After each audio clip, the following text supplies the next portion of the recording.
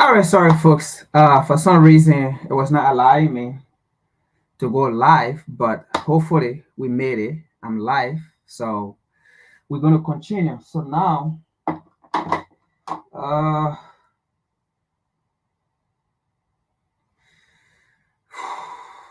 I will still have to do what I have to do.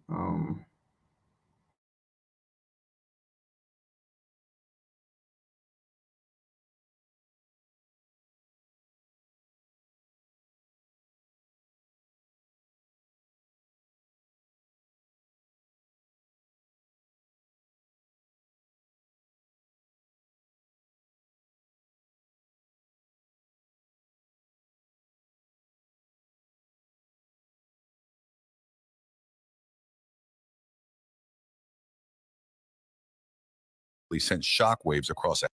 The Kenyan Generation Z has undeniably sent shockwaves across Africa and beyond with their bold stance and vocal opposition to the enduring corruption in their country. The widening gap between the rich and the poor in Africa, largely fueled by corrupt systems influenced by Western countries, is about to meet its match with the emergence of Generation Z. This new generation has ignited a powerful wave of revolution in Kenya, and the momentum is rapidly spreading to other African nations. So much is going on. It looks like the Kenyan protest, the Kenyan revolution is literally setting fire to other revolutions across the continent. And now I'm understanding why the mental warfare here in Kenya is so intense. So, youths, actually, let me just say citizens of Uganda, guys, Malawi, Ghana, and Zimbabwe are taking to the streets next week to also protest bad governance. I actually think they're protesting this finance bill. It looks like this finance bill was written in Washington and it was just dished out to different countries. But this, it smells like a African revolution. I can't believe this is happening. And this is one of the reasons why we can't go back. We can't stop. You see, in many African countries, there is a common saying that the youths are the leaders of tomorrow. Unfortunately, in reality, young people are often not given the opportunity to assume leadership roles. Instead, the political landscape is dominated by elderly individuals who have held power for extended periods of time with no intention of relinquishing it. However, there are occasions when the decisions made by these long-standing leaders lead to turmoil within the country. In response, a spark of activism is ignited among the youth, quickly growing into a powerful movement that demands change. And this is what you are seeing happening in Kenya right now. Guys, I think we are now witnessing who Ruto is in a public picture. When we went out to protest, I will tell you for sure, Ruto painted us as treasoners, as I don't know what other criminals, right? I'm talking about the Tuesday protest. In reality, I will tell you, anyone who was in the protest in the morning hours, you knew that the police started shooting at protesters even before protesters went into the parliament. This fueled a lot of rage because why were we being killed even before? This fueled everything. Why were they shooting at us when all we had were placards? This is what angered Kenyans, but what did Ruto turn it into? We were not peaceful protesters. The lies must be told as they are. Another thing, Ruto has given two very contradicting speeches. One, on the day of the protest, he was very angered. He came out as someone who did not talk as a leader, not as someone who was concerned about the human lives that were lost. All he was there is anger, treason, what not. Ruto, what do you think people feel when you demolish homes? What do you think people feel when you loot from them? What do you think people feel when you steal public funds and make life hard for us? That cannot even equate to the amount of pain we feel. You will never understand because you don't have the heart or the brains to understand this. You can't comprehend the pain that you government leaders and you puppet leaders and you corrupt leaders impose on us. Here's the thing, let's go through his speech. Now, the speech that he had yesterday. He talked about why he is imposing high taxes, high import taxes, right? It makes sense. It makes sense if it is done strategically. But when Ruto says that he is trying to promote local manufacturing, this is after the same bill was rejected by Kenya Association of Manufacturers, who went out and said, we are protesting against this because 3,000 jobs will be lost in Kenya if the export duty is imposed, because we will become a supermarket. There was a promotion levy and an export duty that was imposed, I think 10%, on even a plastic bag that we can export. Kenya would not even be able to produce it. We would have to buy it from other countries for it to be cheaper. Even the finance chairman was saying that we can go through Uganda to bring things. Do you see how senseless that sounds? How can you try to say that the import duty, that the import tax that you're raising is here to support manufacturers, while you had another export duty that was to stifle the economy? And let me tell you, when you decipher this properly, you'll understand that IMF told Ruto and his government and his puppet government to impose these tax revenues because why? We went to them for help.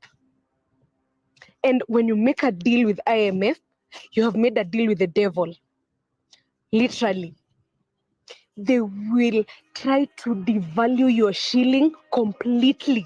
They will devalue whatever good thing that will make you a strong currency against the dollar. They will devalue it because this is how they earn interest on you. If you own them and the dollar is way stronger than your economy, what will happen? They gain more interest. You end up being in a cycle of debt. This is what IMF and World Bank do, because remember, US is a heavy exporter of the dollar. That is their main export. I would want to say that. This is what they rely on to make wealth. Look at the stock brokers in US. This is what they do on a daily basis. Right? So when it devalues our shilling, our economy becomes as hard for Kenyan youths, for Kenyan citizens to afford even a meal a day. And once they do this, they buy you off. And now you're told he's making export labor agreements. Why would you be raising imports if you want to grow manufacturing industries and then exporting the same youths you're trying to help in the country? Why are you exporting labor to racist countries? Countries that will always see us as, I don't know, we're not humans. They will never see us as equal humans.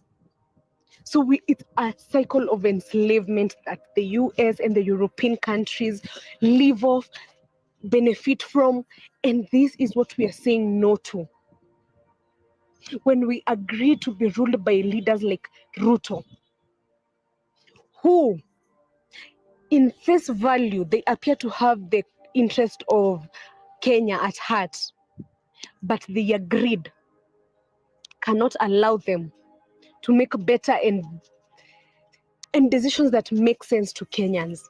Because if Kenya was in such a bad crisis, how comes we can afford the stupid things that you have included in debt? Ruto, don't carry us, baby. Don't take Kenyans for granted. Don't be saying one thing and think that we forget what you said the other day. You might have managed to fool the fools in churches, but you can never fool the people who listen to you. We understand what is going on. We do not accept to be fooled by church, religion, and lies, white lies.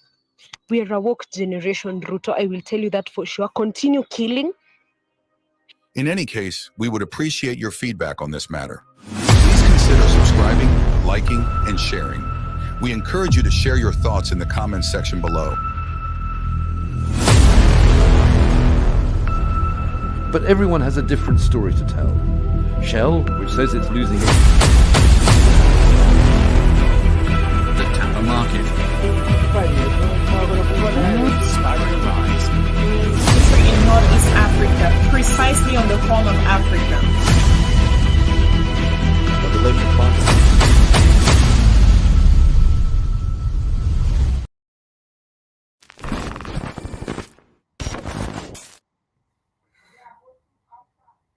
Okay. All right. Good afternoon, folks. Once again, welcome you all. This is Frank. I am your host. This is the Revolutionary Repatriation Educational Lecture series aspect of WCC every Sunday at 1 p.m. For some reason, we usually start earlier, but today, I don't know if the owner of social media did not want us to start earlier, so they kept pushing me back. But however, I'm glad that we are on. All right. So you saw a short video. That is just an introduction about Kenya, about William Ruto, a puppet leader that we have in Africa, a puppet leader that fooled us. That when he was elected, his first speech, we said that yes, this is a Messiah. At least we have one Messiah. But now William Ruto was a liar, a deceiving human being, a devil, okay, who came to lie to African, to deceive African, okay, who was a neo-colonialist, okay, trying to hide himself as a Pan-Africanist, all right, but not knowing he is a liar, a Western puppet, European puppet, EU puppet, US puppet, all right? The man who said he will never attend any US Africa summit, any Japan Africa summit, any China Africa summit, a man who said he will not attend any of those things. But that same man is the king of the sky, all right? He has traveled to every European Western summit that have been here, and he have gotten millions of dollars out of it. All right, as he's continuing to sell his country, as he's continuing to sell Africa to the enemies. William Ruto, he is not an African leader. He is not a Kenyan leader. This is how most of these African leaders come to power. All right, to the ignorance of the people. And once they get into power, and then they turn their back on their people. And that is exactly William Ruto. And that is what exactly he's doing in Haiti right now today. Okay? Now, William Ruto have given the authority of the US, okay, to sit down in Haiti. Because look, it is not the Kenyan forces in Haiti. It is actually America in Haiti, because America is going to pass through Kenya, all right, to do what she want to do in Haiti. America is going to pass through William Ruto to do what she want to do in Haiti. That's what made William Ruto a bad leader on the African continent. That's what made William Ruto just how we see the West as enemy to African interests. That's how William Ruto is an enemy. We don't care. You can be an African. You can be a black man. As long as you are against the interests of black nation, of the African continent, of black people, you are an enemy. We don't even care whether you are a black person, you are an enemy. William Ruto is an enemy to the African continent. William Ruto is an enemy to the African interest, as he's continuing to be puppet to serve Western interests. Because he has gone to Kenya, okay? So America is going to hide, the US is going to hide behind William Ruto to have a foot in Haiti, to have a foot in Haiti, to do what you want to do in Haiti. What is the difference between you having, okay, a higher military, the United States hire William Ruto, okay, to sit in Haiti? It is the same as removing a democratic leader and then putting in a puppet leader. That is what William Ruto have done in Haiti. And I hope And I hope the Haitian fight back. And I hope they fight back. And I hope even those gang leaders fight back, because it is not in their interest. Because William Ruto is not in Haiti, okay, on a mandate to provide peace and security for the Haitian. He's not there to say he went to fight, okay? He's not there because AU, the African leaders, the African continent, decided that Haiti is very important, because Haiti showed the way to African freedom. So we must fight for Haiti. We must pay back. He did not have meeting with the African leaders, but rather he went there on a demand of the U.S. because the U.S. bought him off. The U.S. paid him off so that the U.S. can have a foot in Haiti. That is William Ruto. He is an enemy to the African interest. William Ruto is not an African for the Africans. William Ruto is an African for the European. William Ruto is an African for Westerners. William Ruto is an African for the U.S. Now, let's get into this. Today's topic, it says, fear of the U.S. Fear of the U.S. took her back to the 13th Amendment, that is 1865. Fear of the U.S. took her back to 1865, to the 13th Amendment. Now, William Ruto, Nana Addo, an African puppet. This is for you guys today. This is for you guys today. On the African continent, in any African nations, we are coming for any puppet government. We are coming for any dictator. We are coming for any leader that will listen to the U.S. and not listen to the interests of the African people and not listen to the people you serve. We are coming for any African leader who will be a puppet, who will follow the money and not the interests of the people. We are coming for you people. This today message is for you people.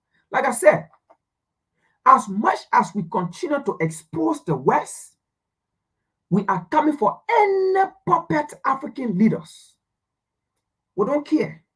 We are coming for you people. In this new generation of liberation, we are not just going to focus on the colonialists, both the colonialists and the neo-colonialists. We will fight you people at the same time. We are not going to back off to say, hey, let us forget about the neo-colonialists and focus on the colonialists. No, we are going to fight you people at the same time. What a dumb and shameless African leaders, some of you that we have on the African continent, like Nana Akufo-Addo, like JMB, Joseph Boyka of Liberia, like William Ruto, shameless African leaders that we have on the African continent. We call them leader. They call themselves leader. But we will not give you people a chance. We will not give you people a chance. Let's continue here. Let's go to the 13th Amendment first, right? And then we pull it out. And then before we can get to where we want to get, let's go to the 13th Amendment. What do we mean? Fear of the U.S. have taken her back to the 13th Amendment. What happened in 1865? That the U.S. in this current time, 2024, is afraid that she have to go back to 1865. What is happening in 2024? That the U.S. is afraid that she have to go back and check the 13th Amendment. Let's see something. This is WCC. We bring the presence or the past to the present so that you can see what is going on. If you don't understand the past, you will never understand what is going on in the current or in the present.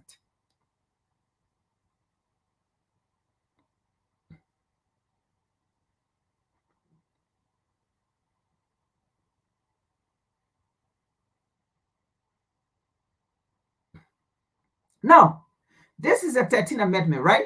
I took this from the National Geographic, okay? So this says, the 13th Amendment to the United States Constitution. The 13th Amendment of the United States Constitution abolished slavery in the United States, right? Now, that sounds good, right? All right, let's see something here.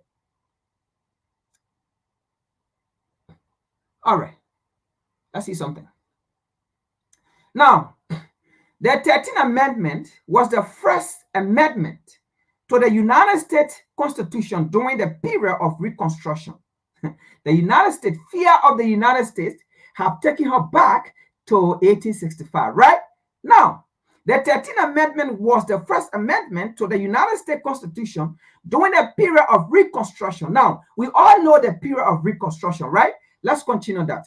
Now, that amendment was ratified on December 6, 1865, and ended the argument about whether slavery was legal in the United States. Whether slavery was legal in the United States.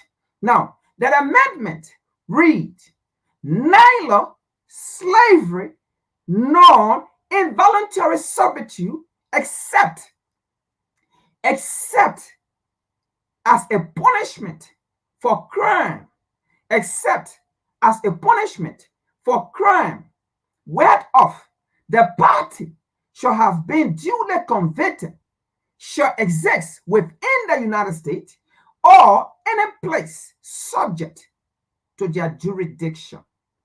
Any place subject to their jurisdiction. Okay.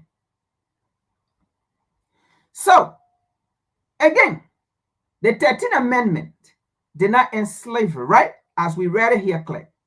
It did not end slavery. What happened here is, or was, the 13th Amendment was as the result of the prison system. The 13th Amendment was as the result of the prison system. All right, now, I know some of you may be asking a question, Frank. Why can't you tell us what is going on in 2024 that the United States have gone here? Don't rush. We are getting there. This is WCC. No opinion. In order to understand the present, you have to understand the past. In order to understand what is manifesting in the present, you have to go to the past. Because the present, those that operate on the present, they always go back to the past and see what they did in the past that succeeded with them, and then use that same approach, but in a very sophisticated way in the present so that they can succeed. Because the reason here is, let me remind you, if you read a book of Frederick Douglass, The Life and Death of Frederick Douglass, about 100 pages, right? If you read it, okay? In our book, Frederick Douglass said that when he was living with his slave master, the slave master have his wife and they have their son, right? The slave master always went to work. The slave master wife left in the home. The slave master son went to school.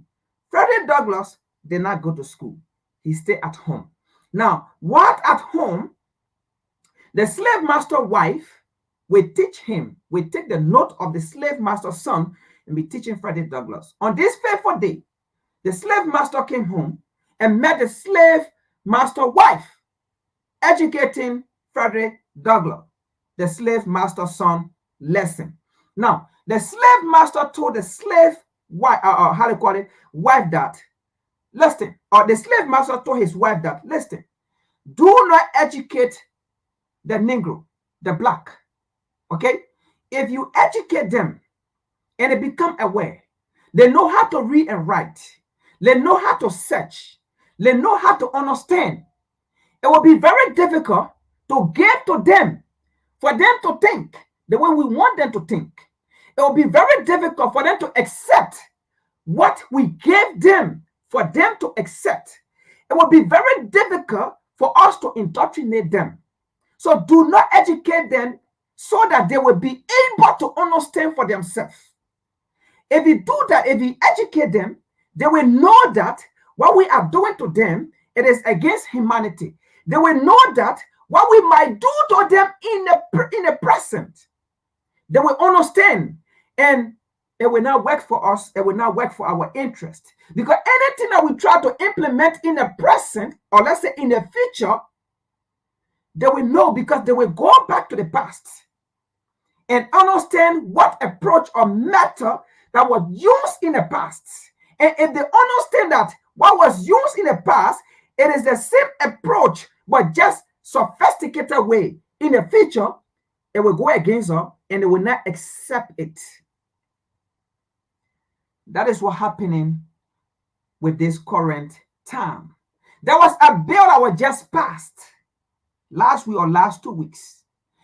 It relates exactly to this 1865. It relates exactly to the 13th Amendment. And we're going to get to it. Now, they said slavery was never abolished in the 13th Amendment. Now, even though physically, what they tried to do was, listen, we will not be beaten slave on a cotton plantation, right? But we will still have the cotton plantation, that is the prison industry. Now, even though we as the slave owner, our cotton plantation might still go, the sugarcane plantation might still go, right? But we have to have an alternative where we will have these black people that will still be producing money for us, where we will have these slaves that will still be producing.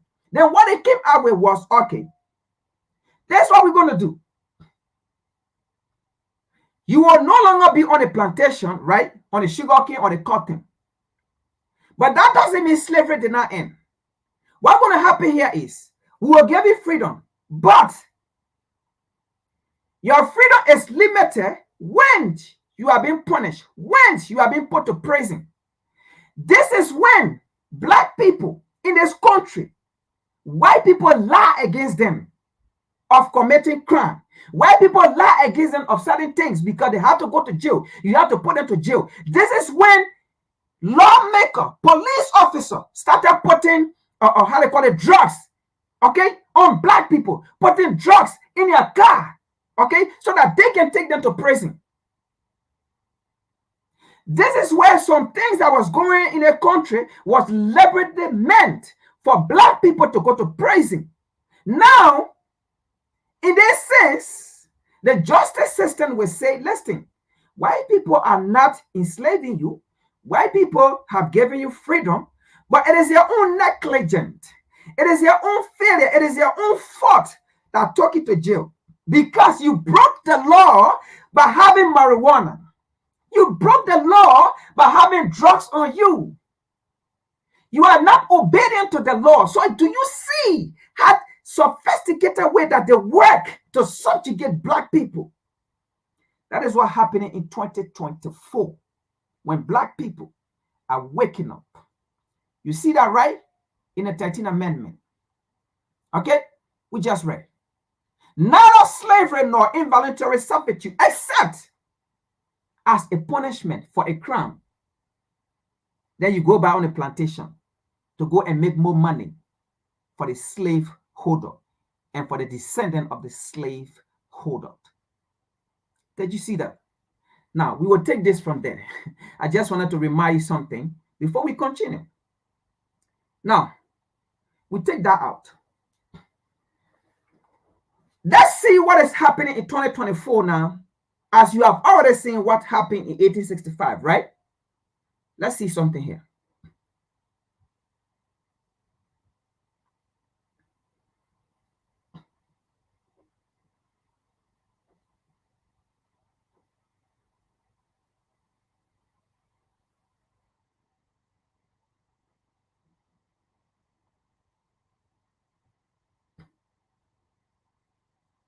You know,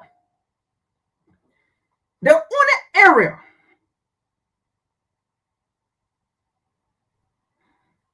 that's supposed to protect black people is the African continent. But it is very sad. It is very sad that the same people that should protect us, that's supposed to protect us, are the same people who are working with the enemies, are the same people who are creating laws against their own people, who are taking colonial laws against their own people. It is very sad. It is very sad that when you come to the West, The West tried to create law that would subjugate black people and put them at the advantage and put black people at a disadvantage. But it is sad that when you go on the African continent, specifically in black nations, black leaders make laws to put black people at a disadvantage and then put the Europeans or white people at the advantage. So sad. We have people like Nana Akufo-Addo, William Ruto, Tinubu, JMB, Joseph Boakai, Liberia. It is so sad. We have Alassane of Ivory Coast. It is sad. Very sad indeed. Very sad. But we will not give up. We will continue to fight until we take down all these puppet leaders. And we mean it. And we are coming for them.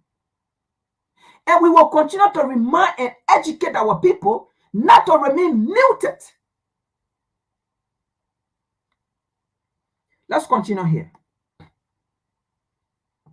It says, the House of Representatives passed resolution to automatically enroll men ages 18 to 26 in the military draft. In the military draft. Let's continue here. The resolution that automatically enroll young men in selected service and author the mandatory draft age 18 to 26 years old was approved by the House of Representatives on Friday. Now, somebody again may ask the question, but Frank,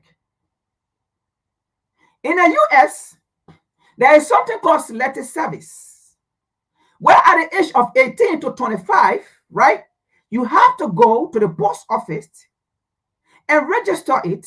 And then in there, this is something that have been there. Yes, it is something that have been there. But there is something that have never been there. It is something that have been there, the selected service. It is something that have been there. But again, it is something within this mandatory that have never been there. And what is that? That have never been there. Now, as you read, or we read from the 13th Amendment, it says, right, you are free. But unless you commit a crime and you have been punished, you have been taken to prison.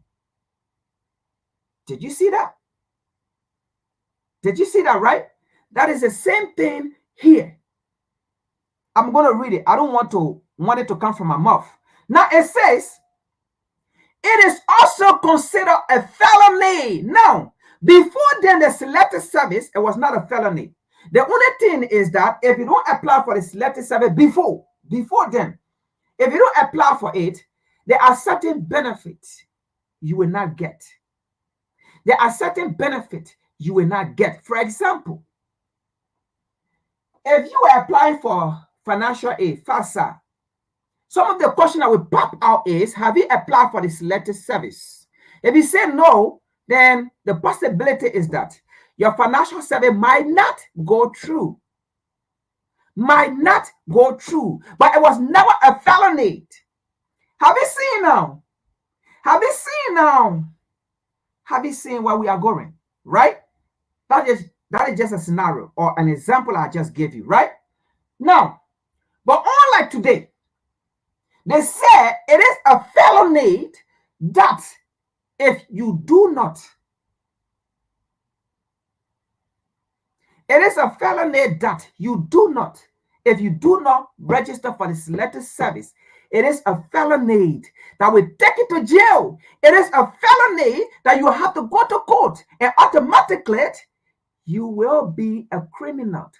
Automatically, you have broken the law. Automatically, you will be taken to the prison. Automatically, you have no right, and the government have right over you. And the government will not decide to take you to the base. Folks, World War III is coming. That is what they are preparing for. After this November election, 2024 election, you're going to see the real action of World War III. This is what they are preparing right now. This is what they are preparing right now. They are cooking, but people are not listening. People are not saying. People are not reading. But we are here to remind our people. Right after this election 2024, you're going to see the action of World War III.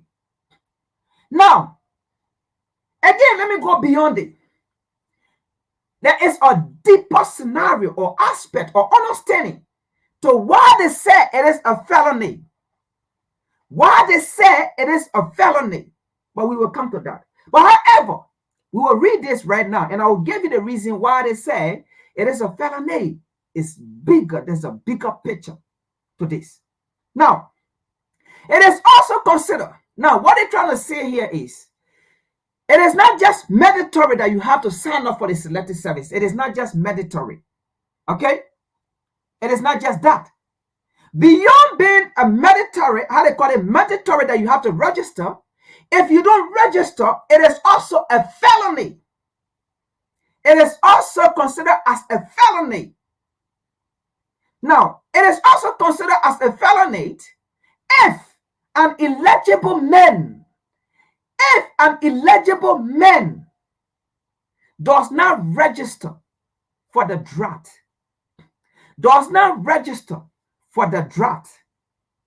even though it has not been utilized in the 50 years.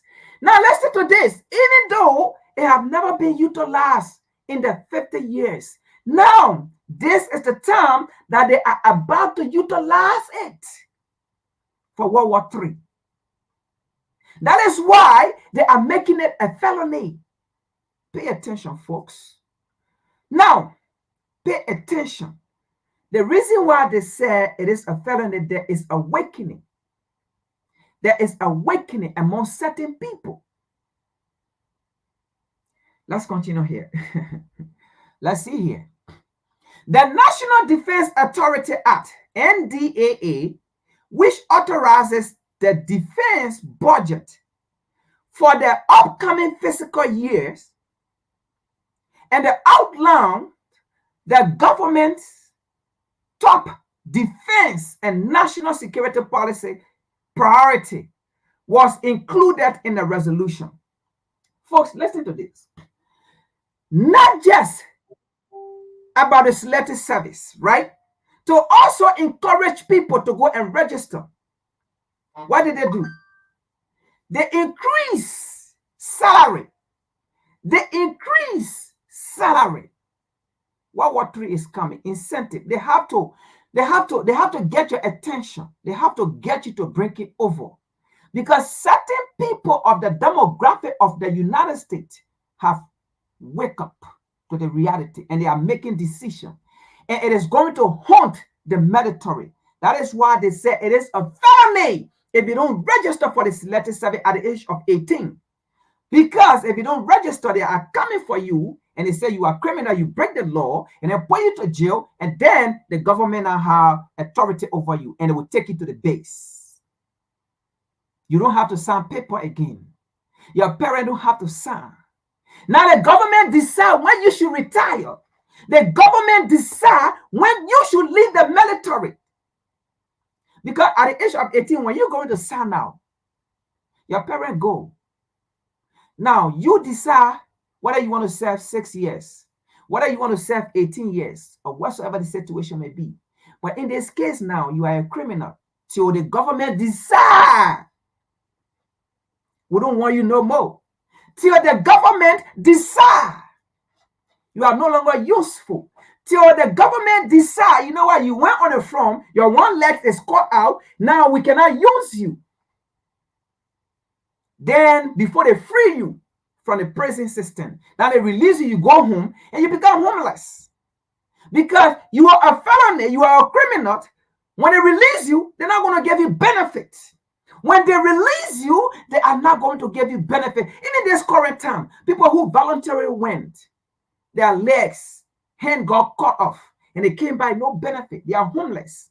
Then how about you being a criminal? just because you did not register for the selective service. And they took you to jail. And from jail, the government took you to the base. And from there, they took you to the war front. They cut your hands off. They shot you. I mean, it's a war front. You don't kill somebody, will kill you. If you don't wound somebody, somebody will wound you. But it happened that you left and came back, and they don't need you no more. You don't have benefit. You are a criminal. The 13th Amendment. Pay attention, folks. All right. However, the NDAA ability to pass the Democrat-led state could very likely be hampered by its inclusion of provision pertaining to diversity initiative LGBT-related concern. Now, I'm not going to go into this duty, right? But you know the related concern about LGBT. You a man and you picking a woman, you have a lot of issues. You have a lot of medical issues already. And then they take you to the base. They take you to the war front. And not only that, if you are a man and they carry you to that military, before you come back, you're going to be LGBT because another man going to lay down with you while there on the base or while on the war front. Now, significant pay increase. This is the incentive. This is where a lot of people will go. So now, just because of the significant pay increase, forget about you registering for the selective service. If you don't do, you become a felony, right? Just forget about that. But because of significant pay increase, now people have to go voluntarily to go and register for the selective service. In fact, go to the army because of the pay increase. But guess what? You are going to fight a war for the elite, a war that you have no idea of. Your life is worth than this pay. But let's see here. Significant pay increase for service member were also included in our bill, with junior enlisted soldier receiving a raise of 19% and other service member receiving a raise of 4.5%.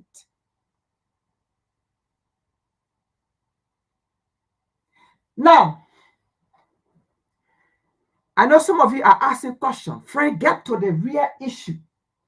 Even though you have seen this now, right? That they have made it a felony, right? The question then becomes why did the United States take this route? What made the United States to say if you don't register for the selective service, it is a felony? What? Since 50 years ago, they never used the selective service. But why this time they want to use it and then they're saying if you don't register, it is a felony? What is the reason behind it? Now, I'm going to play one video. And the reason why I took this video, I mean, I could have taken other video where people are speaking, I mean, realistically, the reason why they do not want to join the U.S. military, the reason why they will not fight for the U.S. You know, sometimes it's not everything that you show here. If they go and find it out for themselves, that's it. But we will try to explain it here, right? So that you can understand. Now, before we go into it, the reality here is African people in the U.S. are fed up with the United States because they feel that the U.S. do not listen to their plight. The U.S. do not listen to their demand.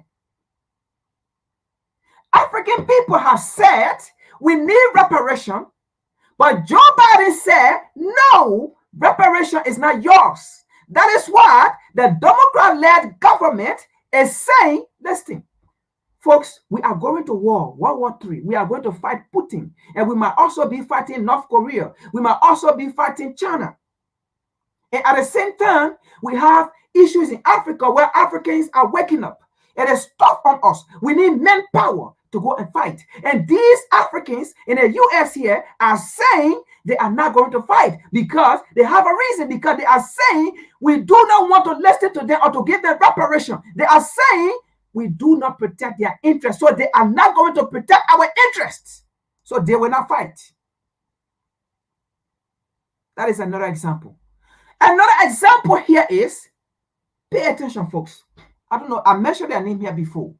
The Hebrew Israelites, all across the US. All across the US. I'm not going to go deep into it because this is a platform. I don't want it to block it. I wanted to leave it open so that we can continue to educate, to open the minds of our people. But again, all across the US, what do you see with the Hebrew Israelites? What do you see with black people waking up? What do you see? And not only that, the Mexican. You know, before then, white America, the European, right? They went in and blank up Mexican, other people who look a little bit fair, and make them white. But do you know what the Hebrew Israelites was able to do? To disengage Mexican or other people who look white from them and bringing them to their side.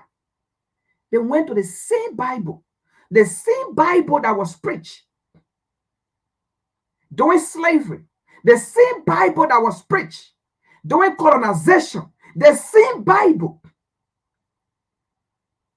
that was preached, that they took certain part and preached it to the black men and preached it to the Mexican. The same Bible. It is not used by the same Mexican, by the same so-called Africans. The same Bible. Now it is turning around now against white. Now, if you see all across, the Hebrew Israelites are saying we are the true Israelites. And they prove it from the Bible. There is no way you disprove them. It has been proven by them. And pastors, deacon, people who have gone theological school and got fake degrees from a white man, they cannot even debate with these men. These men did not go to theological school. They have no certificate of honor. But people who have certificate of honor, they cannot debate these men. And these men do not speak on opinions. They go straight to the Bible and pull everything out. So even the churches are now realizing. And now these men are saying, look, do not go to any war created by America. They are saying, we are not going to fight any war. We are not going to no war. And you know what they say? No, I'm not going to say that. But again, I will leave it right there. But they are saying they will not fight for the US. They are not going to the United States Army. They are going to wake up every black men and women in this country that they should not fight for the white men. Let them go and fight Putin. Let them go and fight CJ Ping. Let them go and fight how they call it, the North Korea president. Let them go and fight the war that they are creating. We are not going to fight. And you know, if the Mexican say they are not fighting, you know what's going to happen to the army, to the marine. You know who are in the marine, and you know who they send first. If black people say we are not fighting, you know what's going to happen to the marine or to the army? They have no army. They have no marine. They have no fighters. So that is why, in order to bring these Mexicans, in order to bring these Africans to fight, you have to say, listen, as long as you live in the US, you have to register for the selective service. The 13th Amendment, what did they say? As long as you live in the jurisdiction of the United States. They said, as long as you live in the jurisdiction of the United States. If you are found of a crime, you will go to the prison system. You will be a slave. You will still go and provide money for them. Did you not see it? Did you not hear it? But we read it.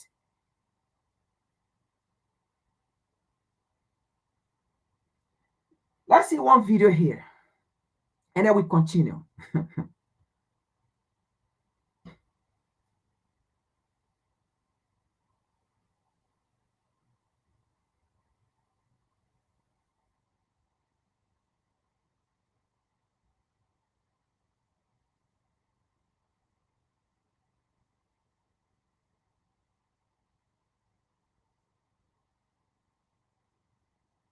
Let's see here. Let's see here, okay? To prove that further, right? Even with Israel, they themselves, they don't have manpower. So what are they doing? They are going to the church now. They are going to the church. And in fact, the Supreme Court just had the US have passed a law, a resolution to make it a felony if you don't register for the selective service. It is the same way in Israel, they have also passed the law. Listen to this. Let's see this. See this right here.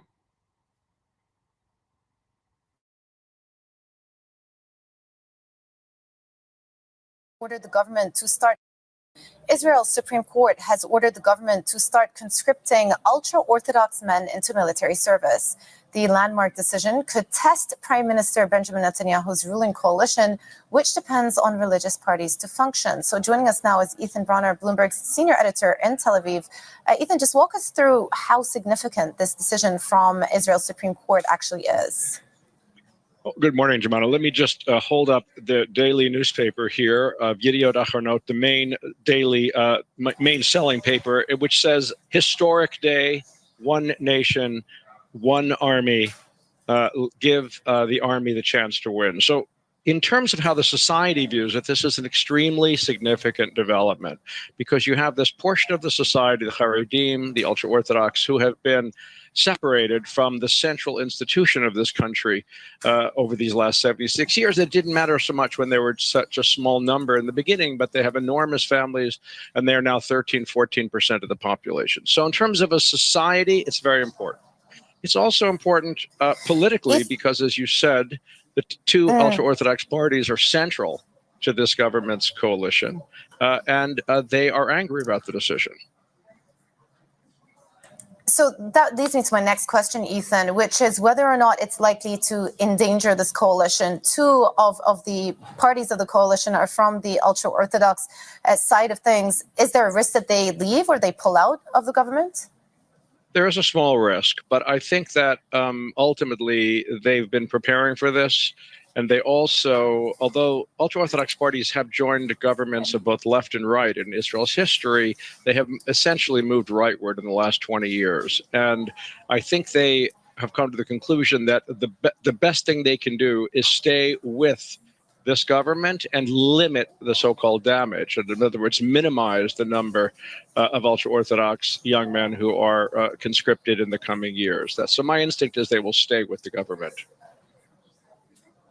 So short term, likely to stay with the government. What about long term?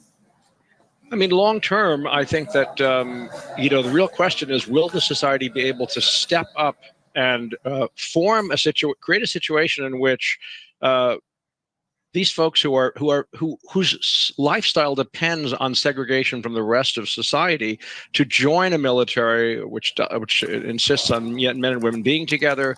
There are issues they have with extra kosher food. There are all kinds of things. But the key thing here to remember also is that because Israel has been at war since October and expects to continue to be at war, perhaps in Lebanon, the desire for young men to increase the size of the army has grown, and people want more guys in the army. We'll leave it there.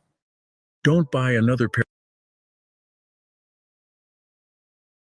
Okay, you see that, right? And you heard what it said.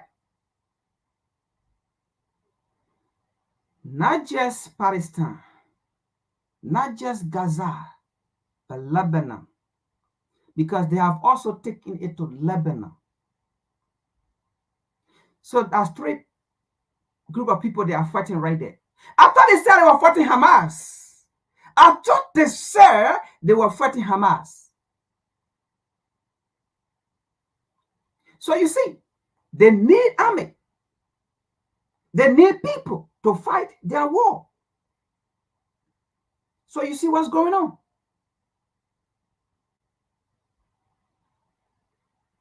Do you know why they need people to fight their war? Bear in mind, World War III, Africans fought for the US. World War III, Africans fought for France. World War III, Africans fought for Europe, England. They went, they recruited people in Liberia, the US. And then along with the already African in the US. The French, they also went in Africa, they recruited people in Senegal, in those Francophone nations.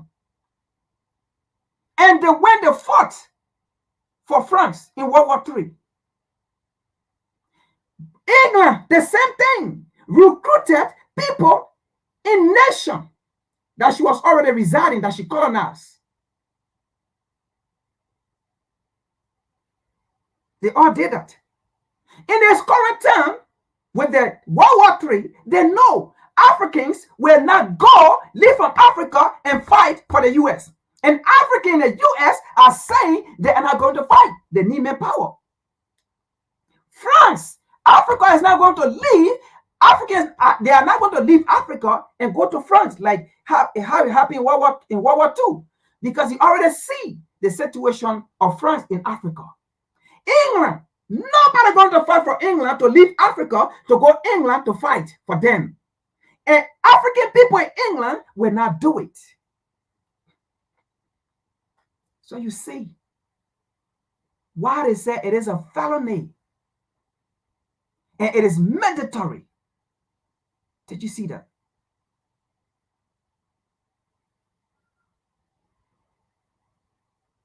So on the other hand too, Israel now recruiting people now. You got to leave the church. This is not a church. Oh no, you so-called Christian, African Christian, you so-called African religionists, you so-called Africans who have gone to theological school.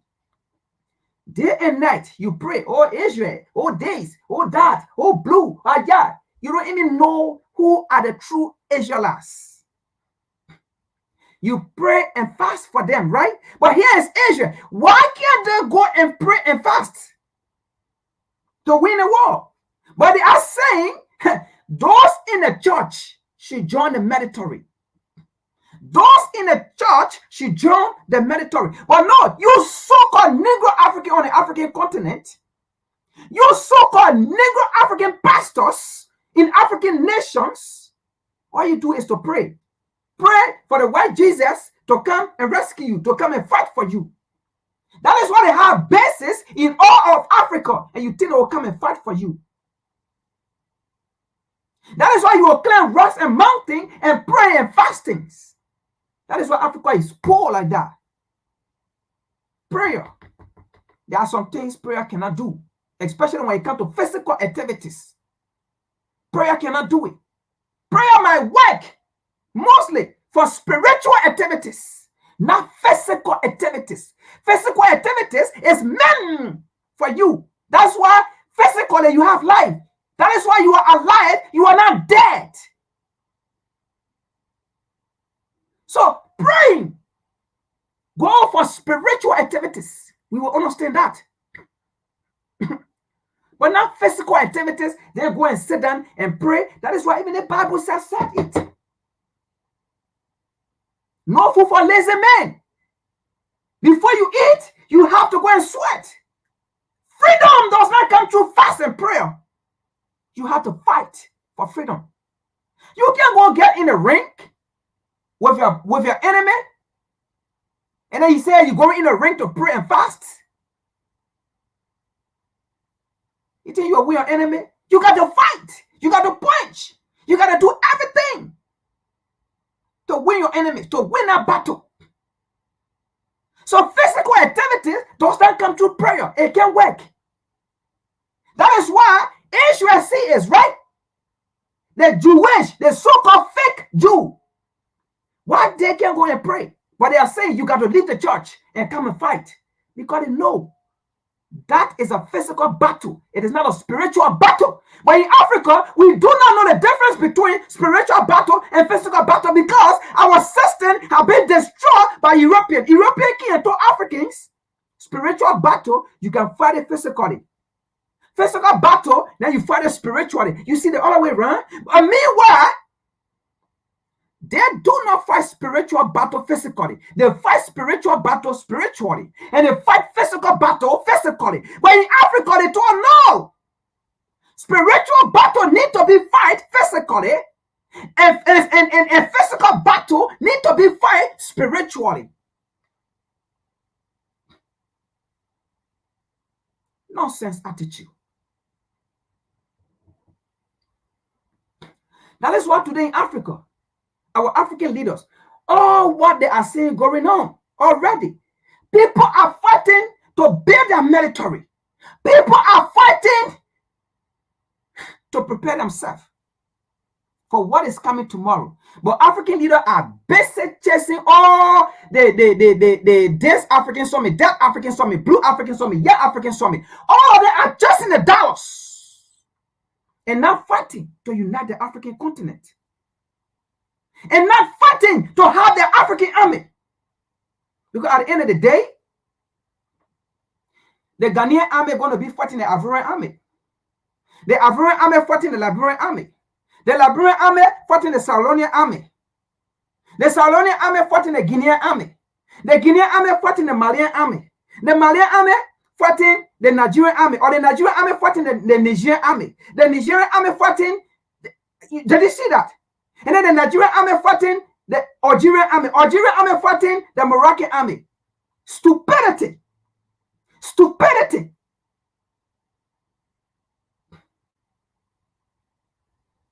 While their friends are preparing, Africans are busy running all around for Africans a European summit. But you never hear having African summit. You never hear it. Where Joe Biden will go there. You never hear it. Where the Prime Minister of England will go there. You never hear it. No, you never hear it. You never even hear continental summit of Africa. You never hear it. What kind of dumb and stupid leader do we have? A whole continent. You never hear a continental conference of African leaders for African purpose, for African discussions. You never hear it. But they're able to take plane and fly all day round. They're able to take delegates and get in plane and go take pictures and then prove that they are leader. If any African leader think that by getting in plane and taking delegate and coming to the U.S. and say to a U.S. How to call it president or Anthony Blinken, mean that you are a leader, we are coming for you. You do not understand the definition of a leader. You do not understand the meaning of serving your people. We are coming for you. We are not going to sit and wait, especially when we notice you are a Western puppet or European or American puppet. Especially when we notice instead of you taking order from the African people, but you are taking order from Washington, D.C. We are coming for you.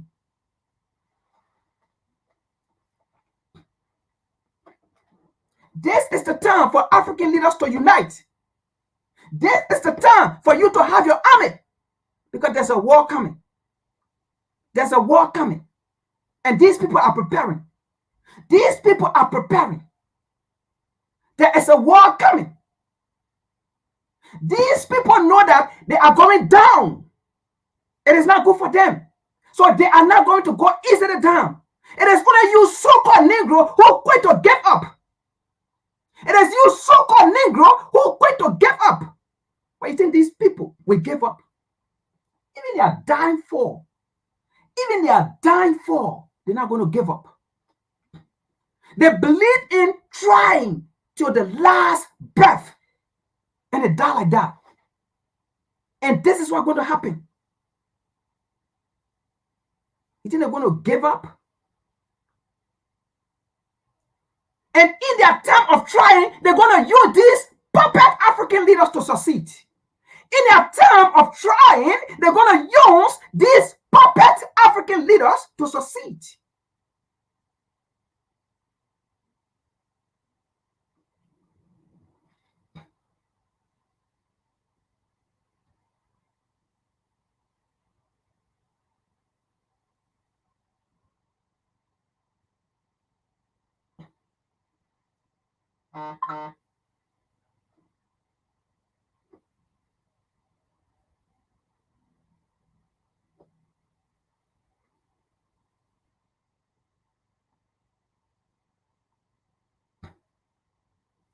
Now, like I said, I did not want to bring a video because some of the video from our brothers and sisters, I mean, they are saying the truth, but even as much as we come here, right, it's not everything that we can put out there, right? So I just took the basic, okay? And you can see in this video, they didn't want to go too deep as well. Hold on, folks, I'll be back. Somebody to the door.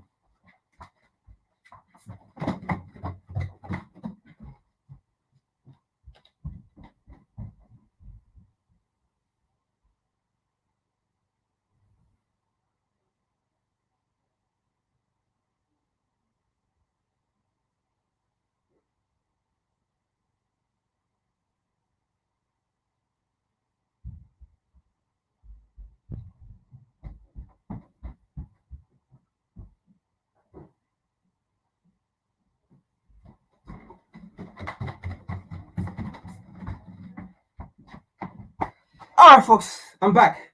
Now, so I'm going to show a video here, right? And these are some of the reasons. Look, you see what Nkrumah says, right? Nkrumah says something. Kwame Nkrumah says something. Kwame Nkrumah said, she left for work. Kwame Nkrumah says, right, we African should never sleep because our enemies are never asleep when it comes to us or their interests. When it comes to us regarding their interest, they are never asleep. They are always studying us. They are always looking at our movement. They are always looking at our direction, our thoughts. And that's what Nkrumah said, in the same way, we should never be asleep when it comes to our freedom, our interests regarding these people.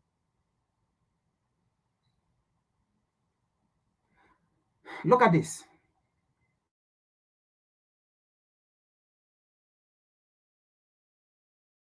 Washington is directly involved, not only by supplying the missiles, but also fully controlling their flight missions. The strike targeting civilians in Sevastopol will not go unanswered. The U.S. State Department brushing off the threat with a reminder it was Russia that started the war in Ukraine in the first place. We provide weapons to Ukraine so it can defend its sovereign territory against armed aggression. That includes in Crimea, which of course is part of Ukraine. And Russia could stop this war today. Russia started the war out of self-defense. Now, he had that little dumb smirk on his face. He said, well, they can stop the war if they want to. It's like, well, if they stop the war, what do you think is going to happen? They're going to go and get that territory. That's it. For the congregation of hypocrites. It said the congregation of hypocrites, come on. Shall be desolate. It shall be desolate. That's what America is, all right? Remember all of the wars they get involved with? Same thing with their comrade Amalek over there claiming to be us. They make up a lie, okay? And then they go to war off of that. Right. All right, this is the Wars and Rumors of Wars report brought to you by the Writings on the Wall radio show. All right, we're going to dive into it. Let's pull up the first article or video. Russia blames U.S. for attack in Crimea as war in Ukraine rages on. Wow.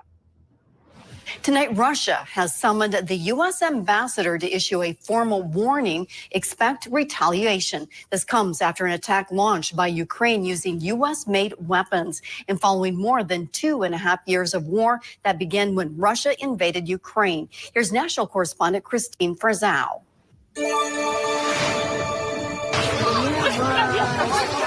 Sounds of laughter followed by panic at a beach in Sevastopol, Crimea, the site of a missile strike Sunday launched by Ukraine.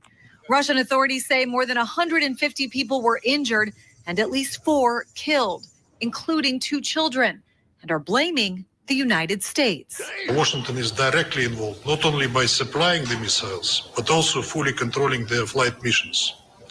The strike targeting civilians in Sevastopol will not go unanswered. The U.S. State Department brushing off the threat with a reminder it was Russia that started the war in Ukraine in the first place. We provide weapons to Ukraine so it can defend its sovereign territory against armed aggression. That includes in Crimea, which of course is part of. All right, so before I allow the part of the brothers to come in, right? This is for the African leaders. And this is for the dumb and dumpiest Africans who think the white man will go and save them in African nations. Now, listen to this. Do you know how many $billion, okay, that have been spent in Ukraine? Do you know how many ammunition that have been sent to Ukraine? But let me ask you a question. How many $1 billion have been sent to Haiti to fight for Africans there?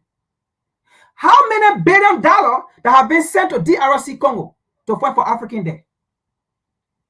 How many $1 billion that have been sent to Sudan to fight for Africans there?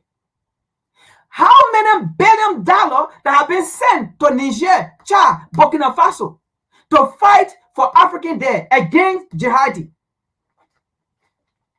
Against jihadi, against the terrorists. How many ammunitions that have been sent in Africa to fight the terrorists or the jihadi? Do you see American weapons in African soldiers' hands? Do you see American weapons in African soldiers' hands to go and fight? You don't see it. But on the other hand, you see Mali weapons, European weapons in the hands of the jihadi, of the terrorists. Where are the terrorists or the jihadi getting these weapons? Don't tell me they are fixing it on the African continent. They are not fixing it there. Where do they get it from? Have the U.S. ever come out to say it? We are sending billions in weaponry aid to Africa to fight jihadi? That how they are forcefully and boastfully saying it about Ukraine? What that means is that as long as these people see Abraham Traore as an enemy, while Abraham Traore, they themselves, they are seeing how vigorously, with limited supply of ammunition, that Russia is giving to these men. Not even the influence of foreign entity, but just because Russia was able to supply ammunition, weaponry, right, to Abraham Traore. Abraham Traore has succeeded dramatically or drastically in fighting jihadi in Burkina Faso. Why can the U.S. work with Abraham Traore? But rather, Abraham Traore is the U.S. enemy. Rather, Abraham Traore is Western enemies. What does that mean, folks? What does that mean? These are the people that are supporting the terrorists on the African continent. They do not want peace and stability in Africa, because peace and stability in Africa means they will not loot our resources. Because listen to this, whenever there is peace, our people think of improving their life. And when they think of improving their life, it means they will be fighting the West in Africa, who are controlling the mines and diamonds. But if there is a war, all you think about is, I want to live to survive. Why I got to think about resources? You will never think about resources. You will never think about improving your life. All you think of is, let me live. Once I live, then tomorrow, when there is peace, I will work on improving my life. That's the mind game they play on us. They lie to us. They fool us by bringing their military bases in Africa that they are coming to fight for Africans. They fool us. And when I say they fool us, I mean those puppet African leaders. Let's continue here.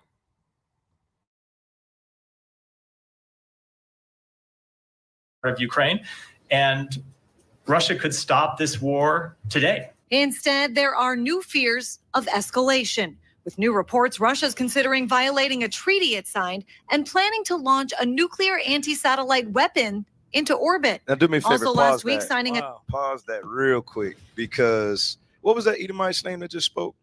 Running back a little bit to Edomite that was just speaking for America, please. There you go. That one with the skinny nose. Provide weapons to Ukraine so it can defend its sovereign territory against armed aggression. That includes in Crimea, which of course is part of Ukraine. And Russia could stop this war today. Stop. Instead, Now you saw.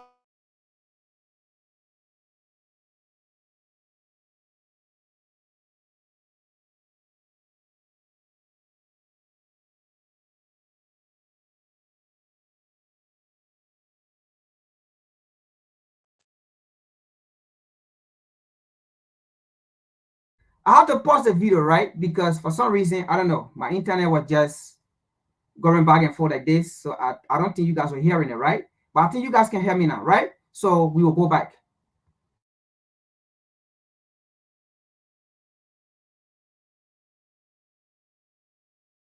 Started the war. Did anybody, for example, he knows that Americans don't pay attention. Right. He knows that nobody even realizes why Russia started the war. Why did Russia start the war? Because of America. Yes, because why? They were pushing their borders, all right, extending their borders, and it was right in Russia's back door. Right. Russia started the war out of self-defense. Now, he had that little dumb smirk on his face. Right. He said, well. So now you see how Black people are waking up and say, listen, Russia is not a bad guy here. The same way the US will not allow Russia to come and have a base in a backyard, it is the same way Russia is not going to allow the US to have a base in a backyard. So Russia is fighting our war because of self-defense. So that means we Black people are not going to fight. It is not our war. So now you understand where the federal came from if you apply for that selective service. Like I said, it's a whole lot of thing here about the Hebrew Israelites. I don't want to bring it here because as much as we want to protect our brothers and sisters too as well, because we are all in it together.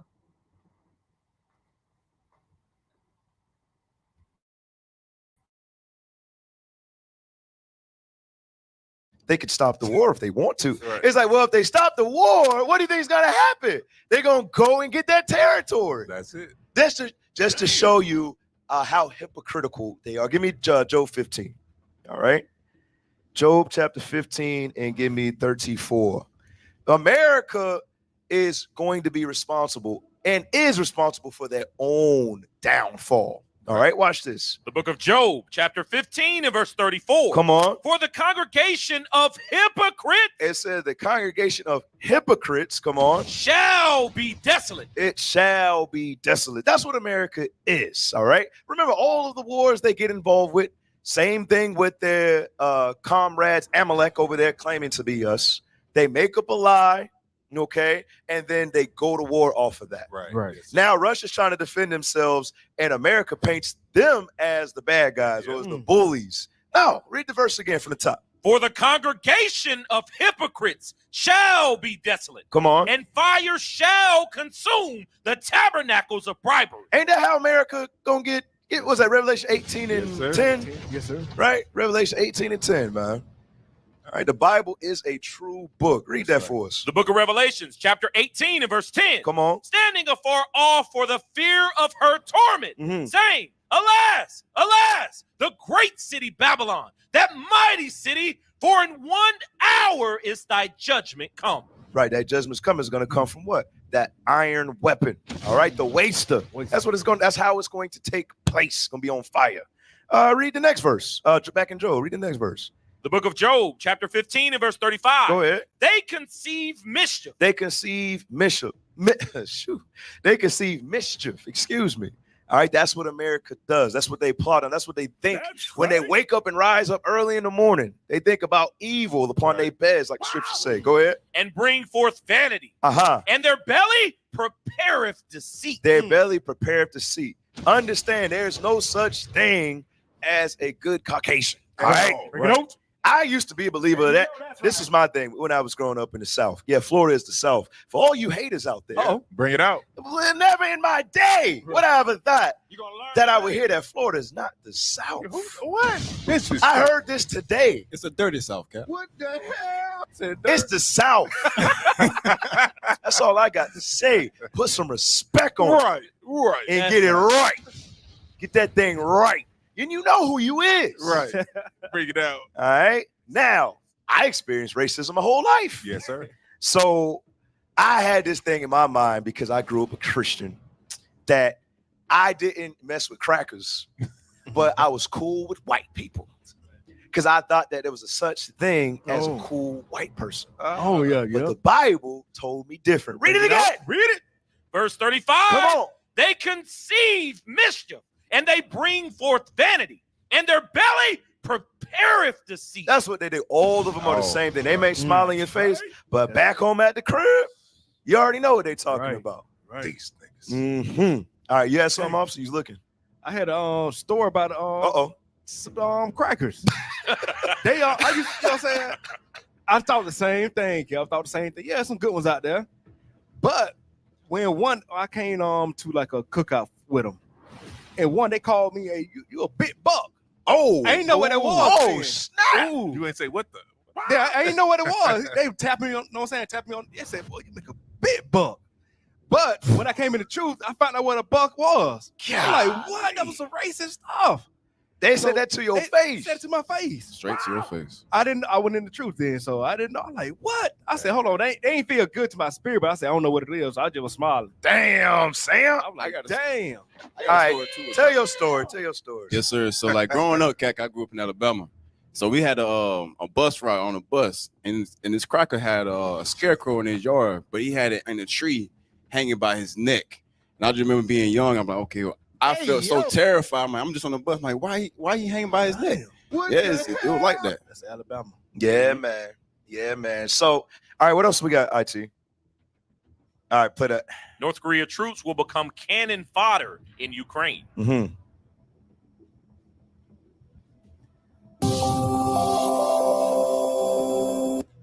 North Korean troops will become cannon fodder in Ukraine. Pentagon General. The Pentagon will monitor the possible movement of North Korean troops to Russia for their participation in the war in Ukraine. However, in the United States, they believe that these troops will become cannon fodder for the Ukrainian armed forces. This was stated by Pentagon spokesman General Patrick Ryder during a briefing. According to him, this is definitely something to keep an eye on. I think if I were in charge of North Korea's military personnel, I would question sending my forces as cannon fodder in an illegal war against Ukraine, Ryder said. He added that we have seen the losses of Russian troops. At the same time, the general emphasized that the United States will monitor this. Recall, North Korea and Russia have agreed to provide immediate military assistance to each other if either country faces an armed attack. The agreement, which President Vladimir Putin and North Korean leader Kim Jong-un signed, also includes cooperation on nuclear energy, space exploration, and food and energy security, is one of Moscow's most high-profile moves in Asia in recent years. So you got the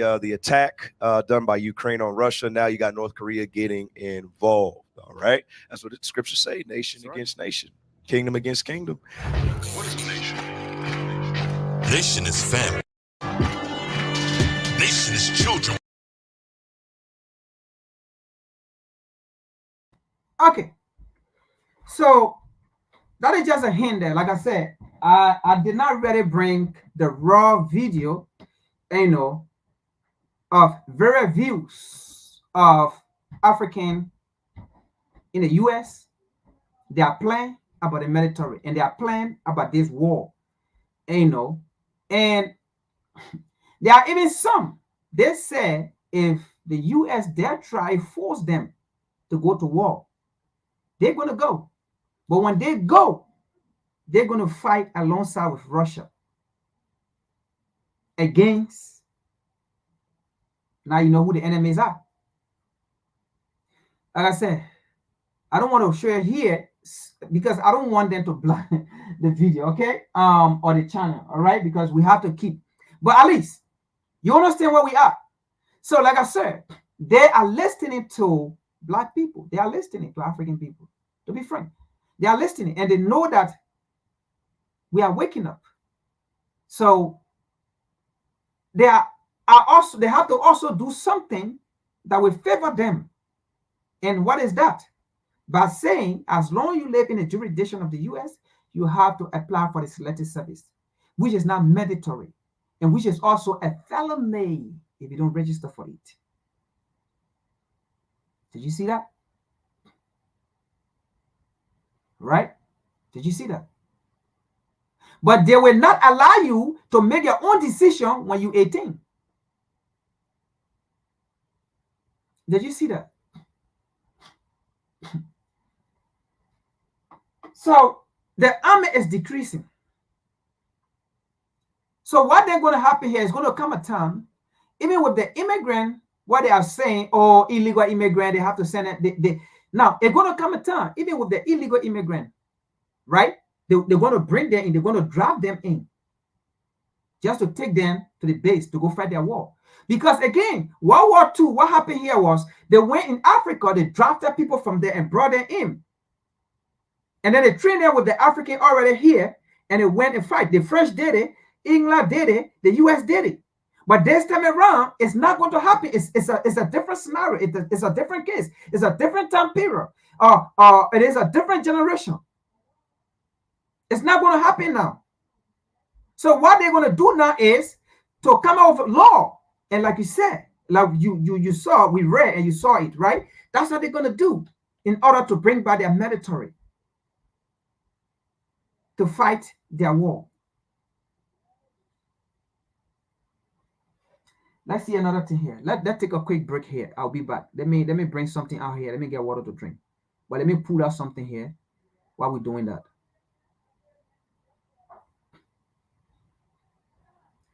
Let's listen to one of our icons, one of our leaders, one of our elders.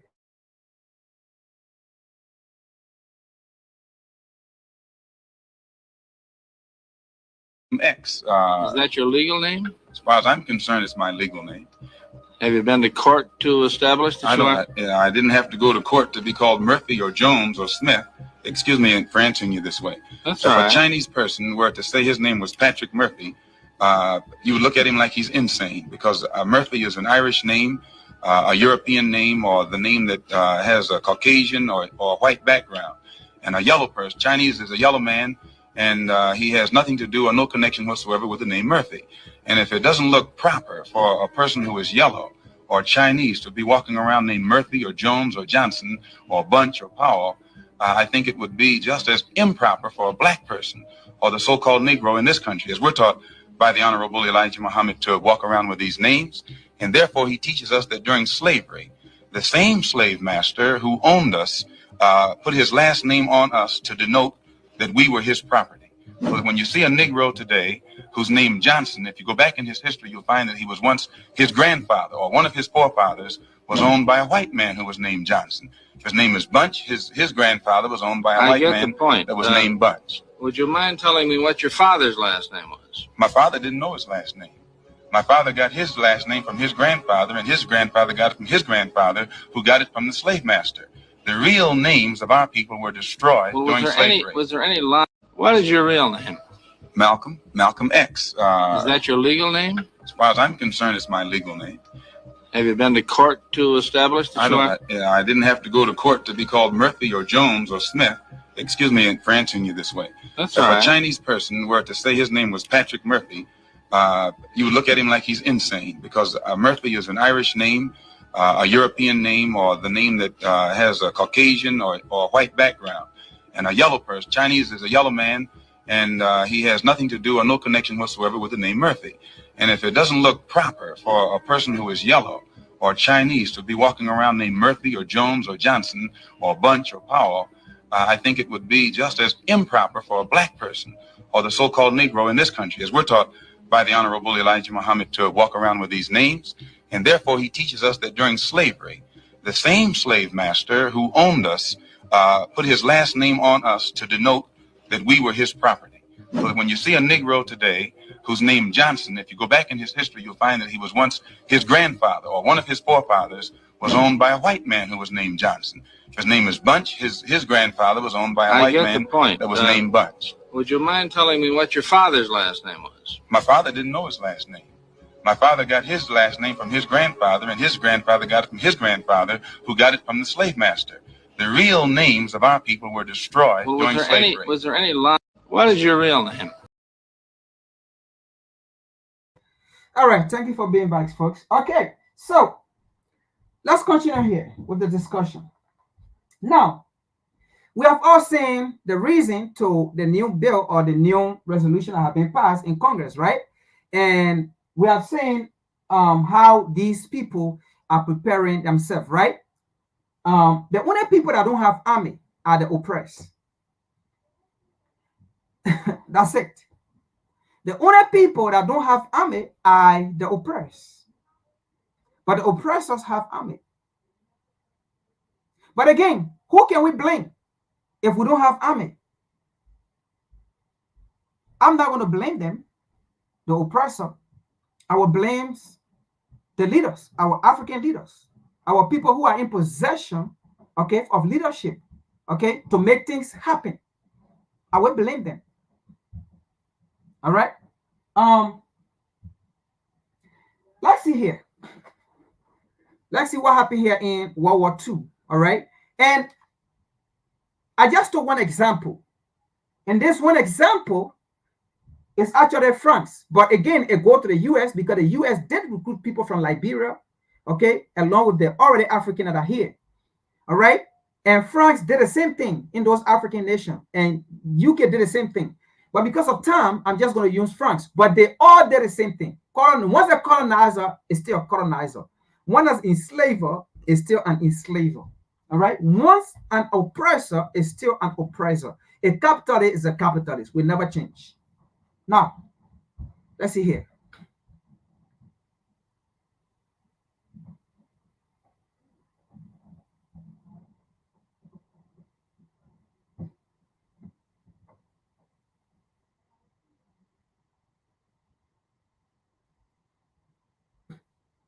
And this is why Africans will never come for Africa again to fight anybody war.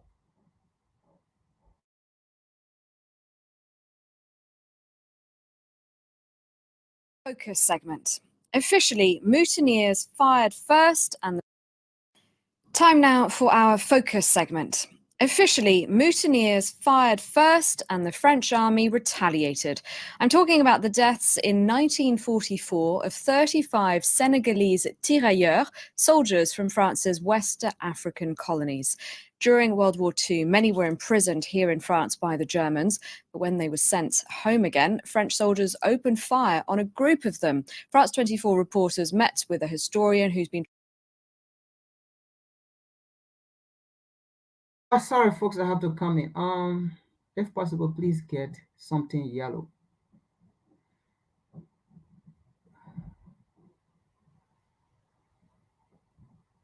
Simming, I don't know. Wait. If possible, please get something yellow. Something yellow like what? I think if you get yellow in the screen, some of my people might listen to you. I know they need this, and that's why I'm asking.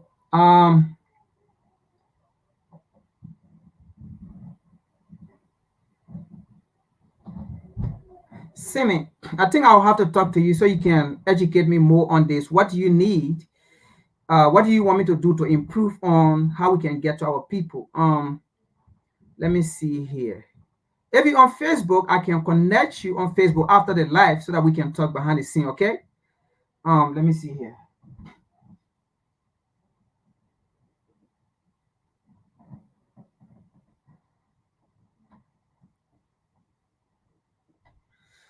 Okay, so I don't know. Let me see. So is this a name you use on Facebook? If that's a name you use on Facebook, after the live, I'm going to find you and then we can chat from there. And then you can tell me, what do you want me to do to improve? Okay. And then as long as it's something that we can get to our people, we are willing to do that. So, okay. So let's continue.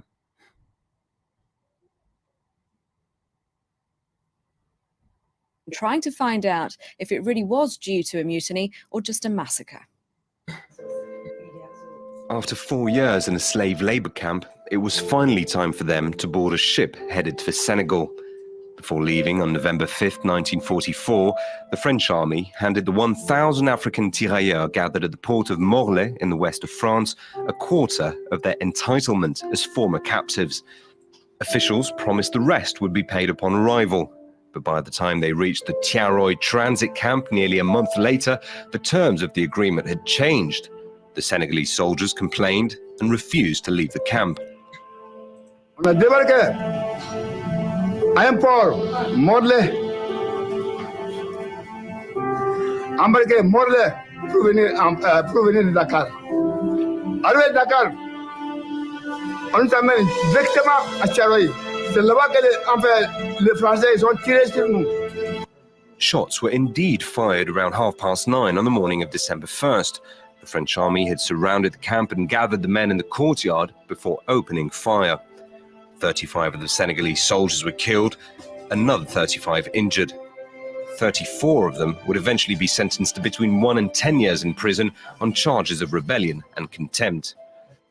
The French officers regarded this as an act of rebellion and disobedience. In their eyes, it was clear they had the obligation to show the world that these rebels were going to fall back in line as subjects of the colonial empire. So a show of force was called for. The official version states it was the mutineers who fired first and the army retaliated. Armel Mabon has sifted through the archives in Dakar and Paris to try and understand what actually happened that day. For this former high-ranking officer, her work leaves little room for doubt. When reading these documents, it's clear that there were no weapons stored in the barracks. It's a travesty. Here, we're dealing with people gathered in an open space and who are shot at, people who can't defend themselves. It's a massacre, not a mutiny. Mabon dug out a series of official army reports. One by a General Dagnan brushes aside the soldiers' financial demands. The Salmon report provides a detailed chronology of events, except for the exact moment when the shots were fired. As for the Le Masson report, it brings proof of the premeditated character of the shooting. We all know what suppress means in military jargon. It means to take out, to get rid of. So from this very moment, we're talking about a deliberate decision. So this means that at 6:45 a.m. a military intervention had already been planned with armoured cars with machine guns. So it was not the result of mutinous soldiers firing shots at 8:45 or 9 a.m., nor was it because the officers got scared the men would get violent. No, this means this had been planned in advance. Yves' father, Antoine Abibou, was accused of leading the mutiny and sentenced to 10 years in jail. The letters sent by his family and supporters failed to convince authorities to spare him detention. Mr. Governor, I'm writing this letter seeking your kind attention. I'm only a modest worker, and I don't know if I'll be able to make myself clear. In Rennes, I was acquainted to a Senegalese called Antoine Abibou. On December 1st, 1944, he was arrested in Dakar and thrown in jail in Thiès, where he still is. Therefore, Mr. Governor, I hereby come to humbly ask you, as a reward for his courage and dedication to France, which he loves so much, if it is in your power to grant him clemency. If you need signatures, I can send you as many as you want as to testify in his favor. My respects. I was shown the trial documents. My father was really dragged through the mud. But from what we know today, he was speaking the truth. And the more I dig into this, the worse it gets. Now I really need to get to the bottom of this. That France, just as it's done in other cases, recognizes this was a state crime, so that his dignity is restored, so that these things get repaired.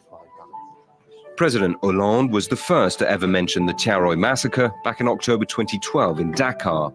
La part d'ombre de notre histoire, c'est aussi la répression sanglante qui, en 1944, au camp de Tiaroy, provoqua la mort de 35 soldats africains qui s'étaient pourtant battus pour la France.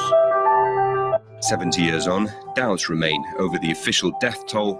and some still deny the bloody shooting ever took place. While the French Justice Ministry is contemplating a trial to reconsider the evidence, Paris vowed to return the archives to Senegal.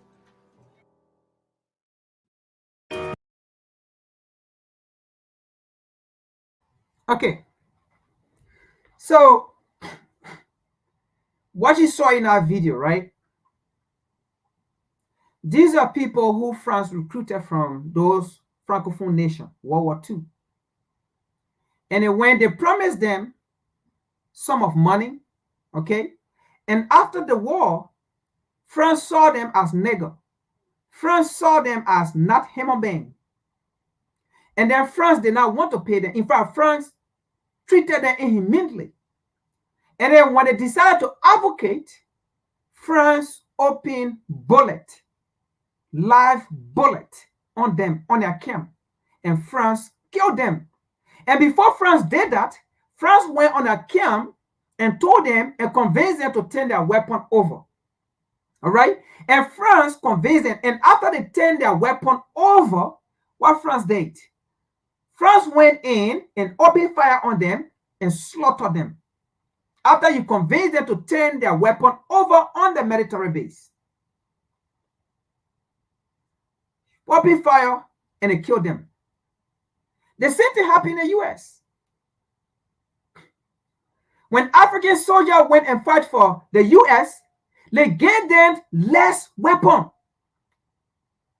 And they allowed them fall in ambush. And they promised them that when they come back home, they were going to give them GI Bill or whatsoever, freedom or this or that. When they came back home, the freedom was never given, GI Bill never given. They insulted them, called them slave, and all sorts of things. The same thing, England did the same thing to Ghanaian, to Nigerian. The same thing, they did it to them. So these are history that are there. And we will continue to bring it out to remind our people. And these are the things that Black are saying, we are not going to fight European war. And that is what it said. It is a felony if you don't fight their war. Oh, it is not a felony if you don't fight for Africans. But it is a felony if you don't fight for European.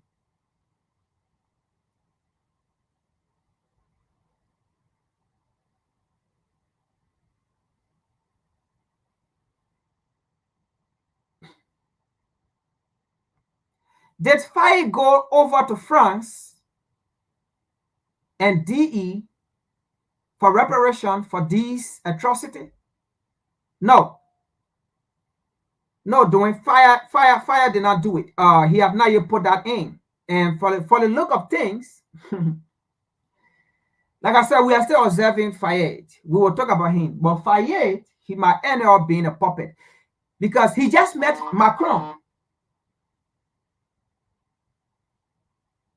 Fayed just met Macron. All right, we're going to talk about that. We're going to be bringing that up, but we still trying to see, okay? And we follow him. We have eye on him.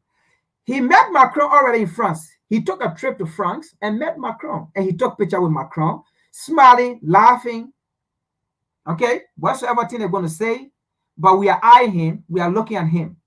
All right, but no. To answer your question, no, he did not present this to Macron. No, he did not do it. So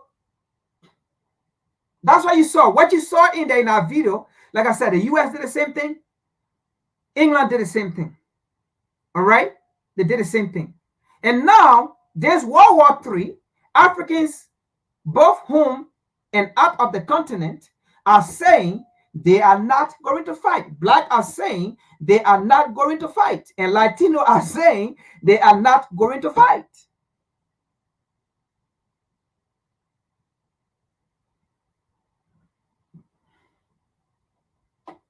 So because they cannot force Latino or Black to go fight, they have to say, okay, say you don't want to fight, we're going to do it as a felony. And that's how we're going to get you. We're going to say, okay, you broke the law. That's how we're going to get you. We're going to say, okay, you are a criminal. That's how we're going to get you. And then, okay, say you don't want to fight. We're going to use the court to imprison you, to take your power away from you. That's how you're going to fight.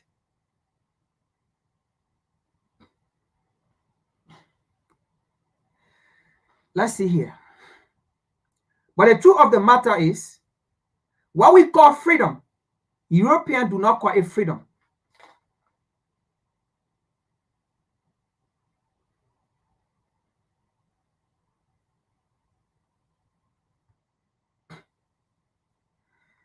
So let's throw this in here. What we call freedom, Europeans do not call it freedom. What Africans call freedom, the US do not call it freedom, do not see it as freedom. US struggle with shaky relation and troop cuts in African nations as leader meet. Now, there is something I want to bring out here. That's why I brought this, because we will keep talking about the hypocrisy of the United States, the hypocrisy of EU in Africa.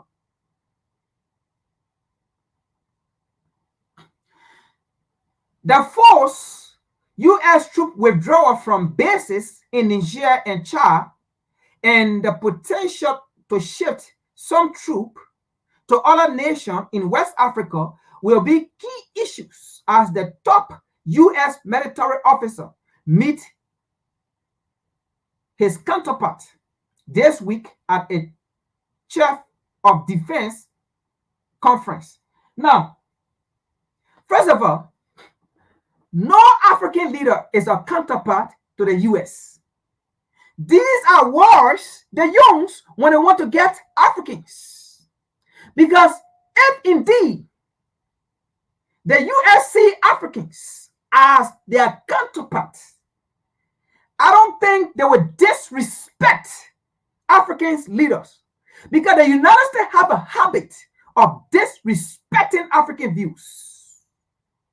The United States have a habit of disrespecting Africans' views. The United States have a habit of disrespecting Africans' value. The United States have a habit of disrespecting African freedom. The United States have a habit of disrespecting Africans' wants and needs. The United States have a habit of disrespecting us. So if you see the U.S. calling Africans leader or any African leaders, they are counterparts. They are equal. Because we know the United States do not see any African leader as their equal. If you see the U.S. calling an African leaders a counterpart, in reality, that leader is a puppet. That leader is a puppet, a horse negro. Under no circumstances, the U.S. will call Abraham Traoré their counterparts. The U.S. can only refer to Tinubu, their counterpart, a puppet leader. The U.S. can only refer to how they call it, William Ruto, a puppet, as their counterpart. The U.S. can only refer to Nana Akufo-Addo, their counterpart, because he's a puppet leader. The U.S. can only refer to the Liberian president, Barkite, a counterpart, because he's a puppet. But they can never refer to any African leader who see and seek African interests first as their counterpart. They see those leaders as their enemies. Don't believe me? Let's continue here. Let's see something back here. Hopefully I see it quick. Hopefully I see it.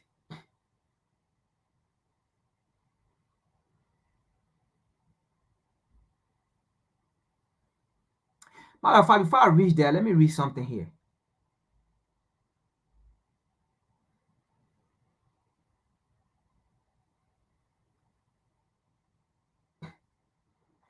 Now, this is the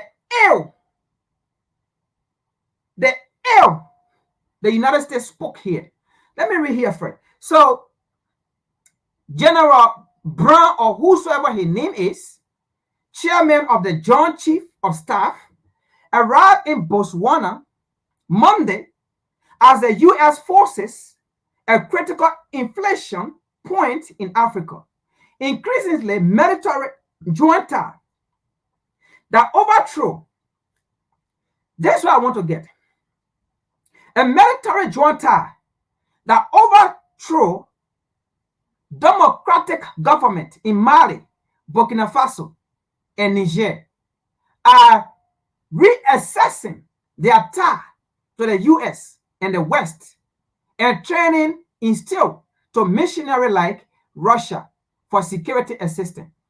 Now, the same way the U.S. refers to Russia. Now, let me make this clear. Let me make the disclaimer. We care less. We don't care about Russia. We don't care about Russia. We don't care about China. When we speak here, we are speaking for Africans and Africans' interests. Period. The way you want to take it, you can take it. That's your business. The way you want to interpret it, you can do. In fact, that's why you guys are good at. So we don't really care. When we speak here, we speak purposely, specifically for Africa and for African interest. Period. Nothing less and nothing more. So if you think when we speak here, we're speaking for interest, you lie. We don't care about Russia. Russia speak for Russia. Africans speak for Africans.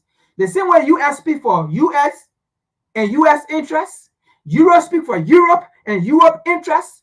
It is the same one when we speak for Africa and African interests and African people interests. Period.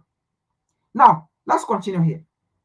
The same way they call Russia missionary, right? The same way they say Africans are turning to missionary link Russia. It is the same way we understand the meaning of missionary. The same way US understand the meaning of missionary, that's the same way we Africans, we understand the words of missionary. So in that perspective, the US is also a missionary in Africa. Because as a missionary, you are a missionary to represent your locality. You are a missionary to represent the US when you are in Africa. You are not there to represent Africans. That is what missionary mean. Missionary mean to protect where you come from. To serve the interest of where you come from. Not the interest of those you meet to where you went. That is contrary to missionary. So the US is a missionary in Africa to try to push her agenda. Missionary are people in an area trying to preach their agenda, their policy, their interests. So yes, you are also a missionary, just like Russia in Africa.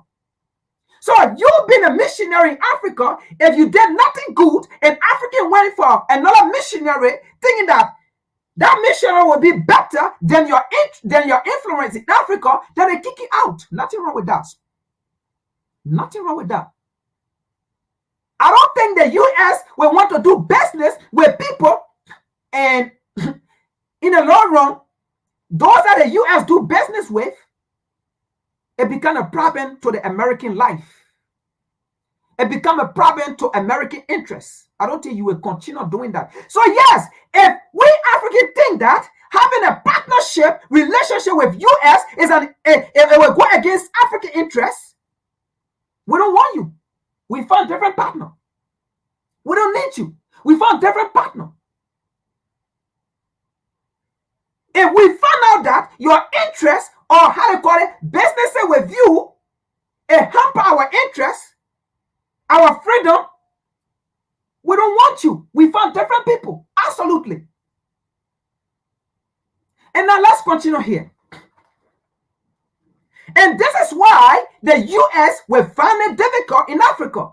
And they fail to realize it, and they know it, but they don't want to accept. This is why Europe will find it difficult in Africa in this 2024, in this 21st century. It's not going to work. Now, the US said,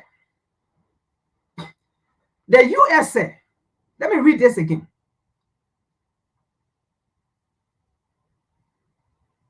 The chairman of the Joint Chief of Staff arrived in Botswana Monday as the U.S. faces critical inflation point in Africa. Increasingly, military junta that overthrow democratic government. Now, I stop right here. Democratic government. Who gave the right to the U.S. to define what democracy is on the African continent, in any African nation? Who gave the U.S. the audacity to do that? Who gave it the authority to do that? All because he's been appointing and infiltrating African leaders and appointing African leaders. That's what make you think you have the right. So leaders that the U.S. call democratic in Africa, they are not democratic for us. And leaders that the U.S. call undemocratic, those leaders, actually, they are democratic.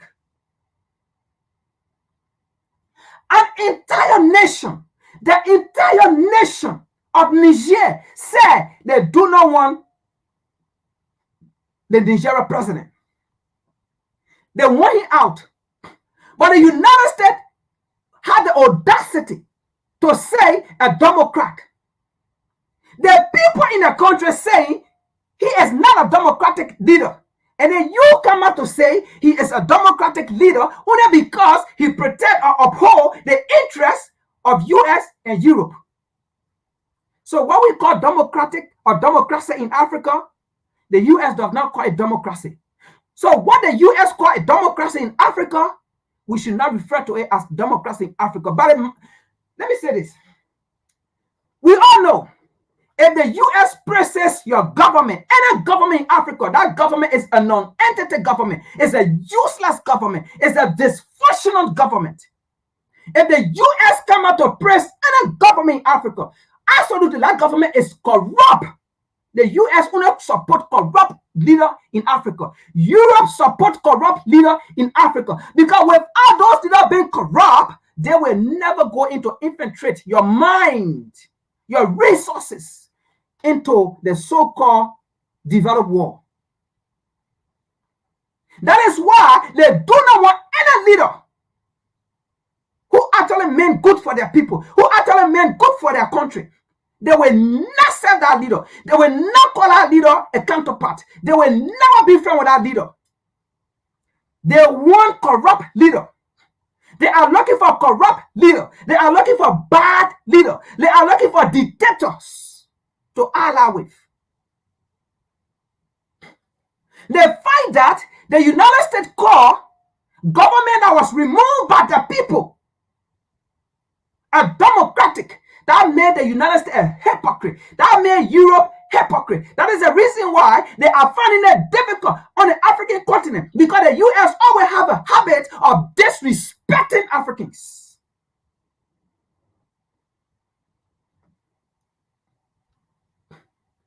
I will take this out. Your downfall is coming because of your own attitude, because of your own behavior. That is why leading you to your downfall.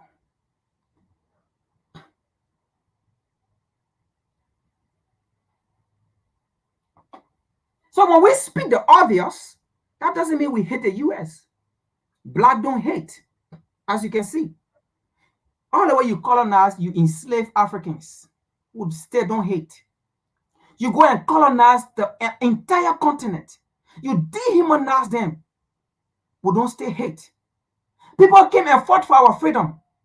You went directly or indirectly, your CIA, you killed them. We don't still hate. But you know what? Just because we don't hate, that doesn't mean you will continue to take advantage of our kindness, of our good heart. That does not mean you will continue to take advantage of us. Because when we wake up to the reality, no turning back. When we wake up to the reality, no turning back. And this is the time period that we are not turning back. This is the time that we are not turning back. You know the reason why we are not turning back? Do you know the reason why we are not turning back? Let me tell you this. After you came, you enslaved us. After you came, you enslaved us. You never fought for our freedom. You never gave up freedom. That bull crap they go put about Abraham Lincoln, free the slave. How did it get to that point before Abraham Lincoln put pen and paper on paper? How did it get to that point? Do you know how many Africans died before it got to that point? Do you know how many African lives were sacrificed before it got to that point? Do you know how many Africans were raped, lynched, castrated, burned? Do you know how many Africans were barbecued before you got to that point? Do you know how many Africans put their life on the line? At the end, you call them rebellious slave. Do you know how it got to that point?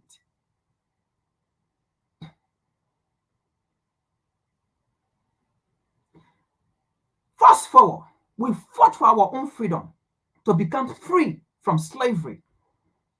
And after we did that, you say, okay, now it is time to go to their land and colonize them. You went there again. You colonized the people there and treated them. Call their names. It never ended. We fought for freedom again. As we fought for freedom, you came again directly or indirectly and killed those people that was fighting for freedom. Do you see why we don't trust you? And do you see why we will never work with you? Do you see why we will not turn back again? Did you see why we will not turn back? Now, go to your forefather, how they call it, J.L. Hugo. When he said Negro unity is a threat, go to him and tell him your prophecy have come to pass. Your prophecy is coming to fruition. Go to him. Tell him. Go to his grave. Tell him to his grave. Tell him that your prophecy, like Negro unity, is a threat to the U.S., is a threat to Europe. Tell him his prophecy is coming to fruition. Because we are not turning back. Because you are a liar. You are deceiving. We can't trust you no more. You enslave us, we fought for freedom, we free ourselves. And then we say, okay, let's move on. We started building in America here. And you saw black economy booming. You came with your army, boom, you destroy it. You destroy it, not even knowing that it is part of America. But you did not care because black people were empowering themselves. You did not see it as being part of the US. You destroy it, you burn it down, you use your helicopter, you use your military. And to say you were on a war front. Do you see how we will not trust you? Do you see why we will not turn back? Do you see why we will not fight your mess? For each time we want to rise as Africans, to have our name, our identity, our dignity, you fight against it. Then you create your mess. You want us to come and fight. Do you see why we will not come? Do you see why we turn our back? And we will never face you again. Our back will continue to face you, not our face. Do you see the reason? Because you have always betrayed us. Now this is our time to betray you now. This is our time to betray you. The same Bible you read, one who led by the sword shall be killed by the sword. That's the same Bible there. One who led into captivity shall go into captivity by those captive they led into captivity. That the same Bible you came and preached to us, but you never preached about to us. Until today, we ourselves are learning it now. Until today, we know how to read now. To the extent that we are even telling people who go to theological school, do not come and preach to us. We are not coming to your churches. Your churches have lied to us for centuries. Did you see it? The reason why we are not here. You know, it's very bad to lie. It's bad to lie. Because the person to whom you lie to, when they wake up to the reality that you lied to them, you can't get them back because they don't believe you. The trust is not there again. That's the reason we will not turn back. Are you going to hold responsible for not turning back? Are you going to say we are hateful? Are you going to say we are hateful? Oh, yes, of course you're going to say that. Because we understand that's how you roll. But you know what? No matter how you say those, you say those things, it's not going to put bad feeling in us.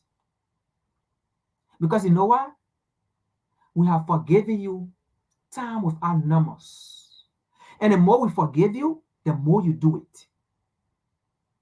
And you know why we will not forgive you?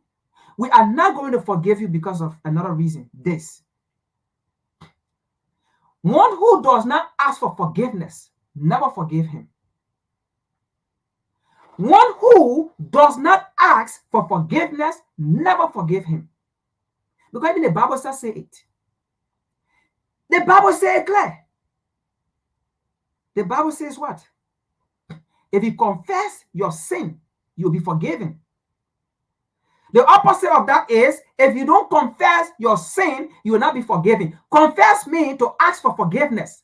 And if Europeans have never asked for forgiveness to Africans, why should we forgive you? Simple as that. We can understand the Bible now. Don't play with this new millennium. Don't play with this generation. Confession, to go and confess your sin, to ask for forgiveness. And the Bible says it. Once you confess your sin with your mouth and from your heart, you'll be forgiven. So that means if you commit a sin and you do not confess, you do not ask for forgiveness, you will never be forgiven. So if we come out and say we will not forgive those who enslave Africans, those who colonize Africans, those who oppress Africans, does that make us bad? Does that make us not knowing the Bible? Does that? Come on. We understand it deeply now. And that's how we go back. We will not forgive those who enslave us. We will not forgive those who colonize us. And we will not forgive those who continue to oppress us. We will not forgive them. Because why? You never ask for forgiveness. And one who does not ask for forgiveness for the wrong committed, do not forgive them. Because if you forgive them, they will continue to do it. Because you know what? They did not recognize that what they did to you was against humanity. They did not recognize that what they did to you was bad, was deadly, was inhumane. And you forgive them, they will continue to do it. And that is why when they came with the Bible, they preach one side of the Bible. They say, if your slave master slap your left cheek, turn your right cheek, and that is slapping. That's what it means. It means when they do anything, it does not mean like they slap you here and then you do it this way, they slap it. No, they're simply trying to say, if they slap you here, forgive them. So that they will continue to do it to you. And that is why we have come to realize it. We will not forgive our enemies if our enemies do not recognize what they did to us was bad. We will not forgive and we will not work with them. Never forgive anyone. Hey, let me say this. It is the fake religion. It is the fake religion who will tell you, say, your reward is in heaven. Forgive anybody so that that battle can be between they and God. But listen, you know what God said? God said, the only way someone can be forgiven, they have to ask for forgiveness. Then how can you come and tell me if someone do you wrong, forgive them and let it be between them and God? Don't tell me that, because God told me if anybody do you wrong, let them ask for forgiveness from their heart and from their mouth before you forgive them. If not, do not forgive them, because that's how God works. Because he said, if you confess your sin, that means if you ask for forgiveness, you'll be forgiven. If you don't, you will not be forgiven. But a fake Christian religion that you go to white, how they call it, theological school, they teach you these things, and then you come and put all those lies into your people. That is the reason why on the African continent, we do not know who the enemies are. We do not know who to forgive and who not to forgive. Because when you go to those theological schools, when you are being indoctrinated, you come and preach wrongfully to your people. When the Bible clearly stated that forgiving are only given to those who ask for it. It is only given to those who ask for it. That is why even in the Bible it says, ask and it shall be given unto you. That means if you don't ask, it will never be given unto you. Simple as that. Then why should you come and be lying to our people? We understand the Bible now too. That is why this new millennial, we don't care about going to churches. It doesn't really matter. It doesn't really matter. God said, ask and it shall be given unto you. If you don't ask, it will never be given. So if you don't ask for forgiveness, how can we give it? How can we forgive you? We will never give it to you. That is why we are not turning back to you. That is why we are not coming back to you. That is why we are not recognizing you, because you did not ask for forgiveness for the wrong committed against black people. And in fact, you said it was good. In your arrogancy, you said it was good to enslave African people. In your arrogancy, you said it was good to colonize Africa. In your arrogancy, you said it was good because you gave civilization to Africa. How can you get civilization to Africa when you have African civilization all in your museum? You don't want to turn it over. There is no European civilization in Africa. Go to Africa in any museum or any era, if you see any European civilization there. But come to America, go to Europe, go to France, go to Australia, go to all these places, you will see African civilization there. But meanwhile, you can never go to any black nation. That is not even to talk about the African continent. And you see European civilization is never there. You will never see European civilization. The European civilization you will see is oppression. The European civilization you will see is division. The European civilization you will see is chaos. The European civilization you will see is destruction. The European civilization you will see is looting, stealing.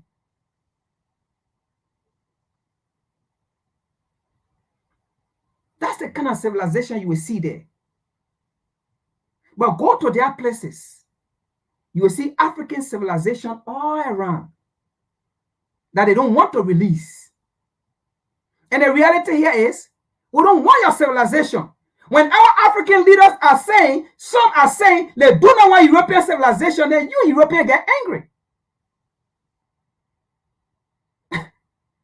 Why will you be angry if someone say, listen, I do not want you help me. I do not want your civilization. Why are you angry? Why are you angry? Aren't you going to be happy so that you can take your civilization to the next place, or you can take your help to your people? That's the reality. There is nowhere in the world Europeans have carried civilization but destruction. But if you go to any European era, you will see African civilization. You will see other civilization to other places that they have oppressed. People that they have oppressed, you will see their civilization there. But you will never see European civilization anywhere. But they will come out and say, we gave you civilization. They go and steal other people's civilization and make it their civilization and then say, we created it. Oh, because we know that anywhere Europeans have gone, they discover it. So we understand. When you say you brought civilization, we understand. Because everywhere you went, you met people there who have cultivated the land, who have inhabited the land. In fact, you met people who hustled you, who gave you great hospitality. And then stay there and say, you discovered the place. Let's end it with this last video, and then we'll call it for a day.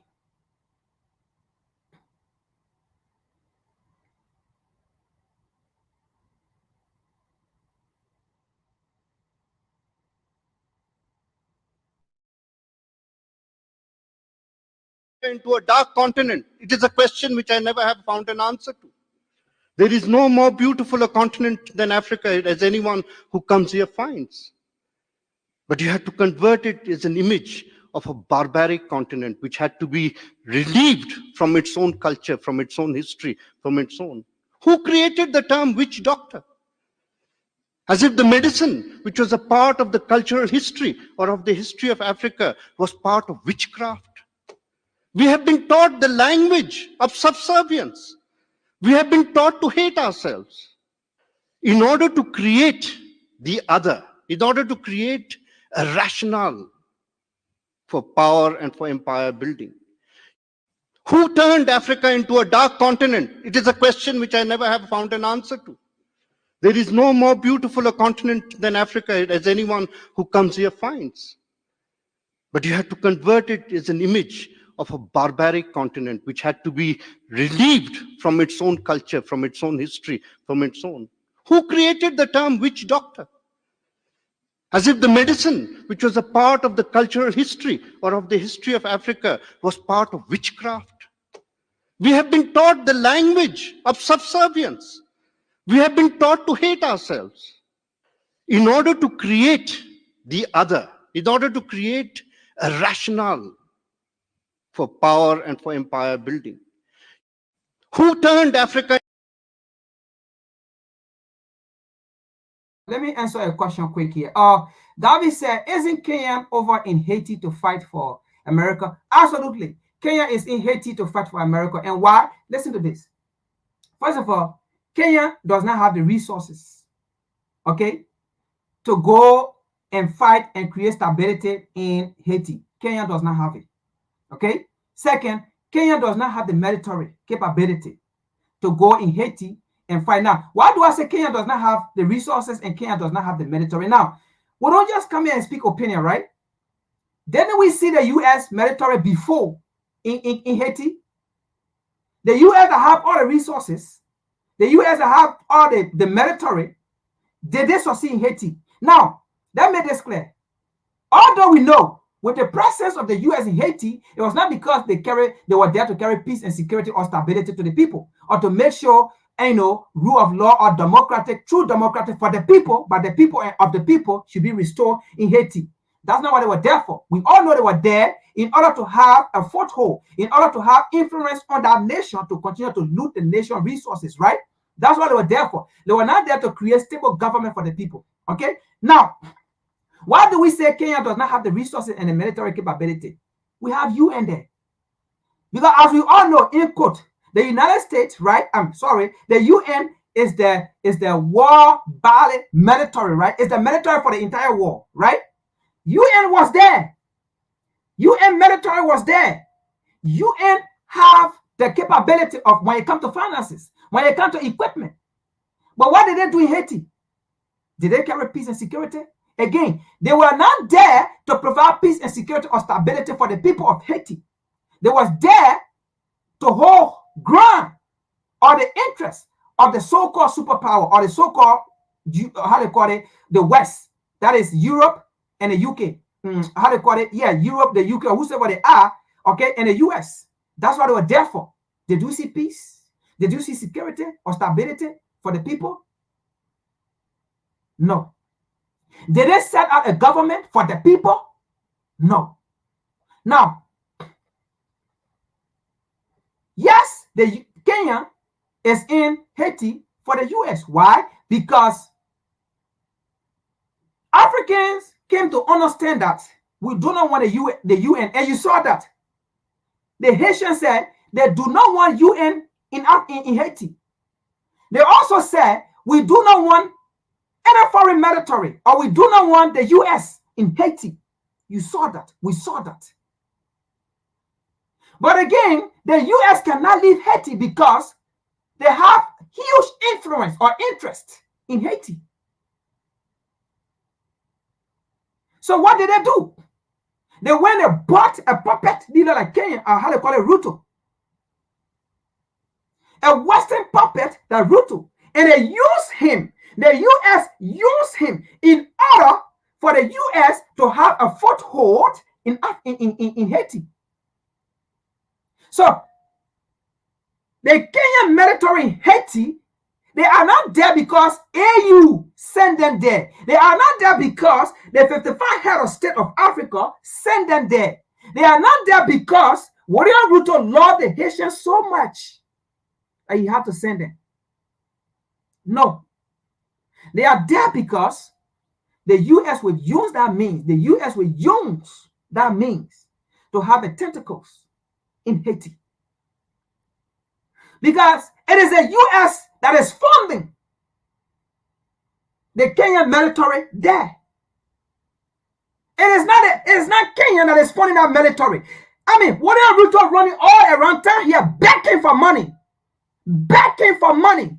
He came to the U.S. to beg for money. He went to South Korea begging for money. He went to China begging for money. He went to Japan begging for money. He went to India begging for money. He has been running all around places here begging for money. Look at the livelihood of the people in Kenya today. Is he providing anything good for them, or the people are in struggling and want to remove him from power? What is the money he have? Even the economy, the man cannot stabilize the economy for the people.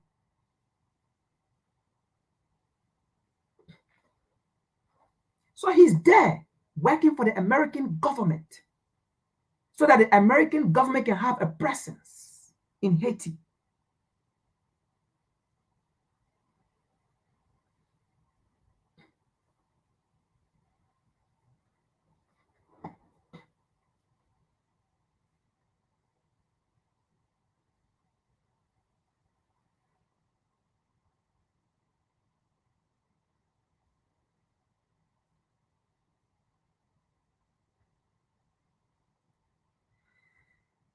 Okay.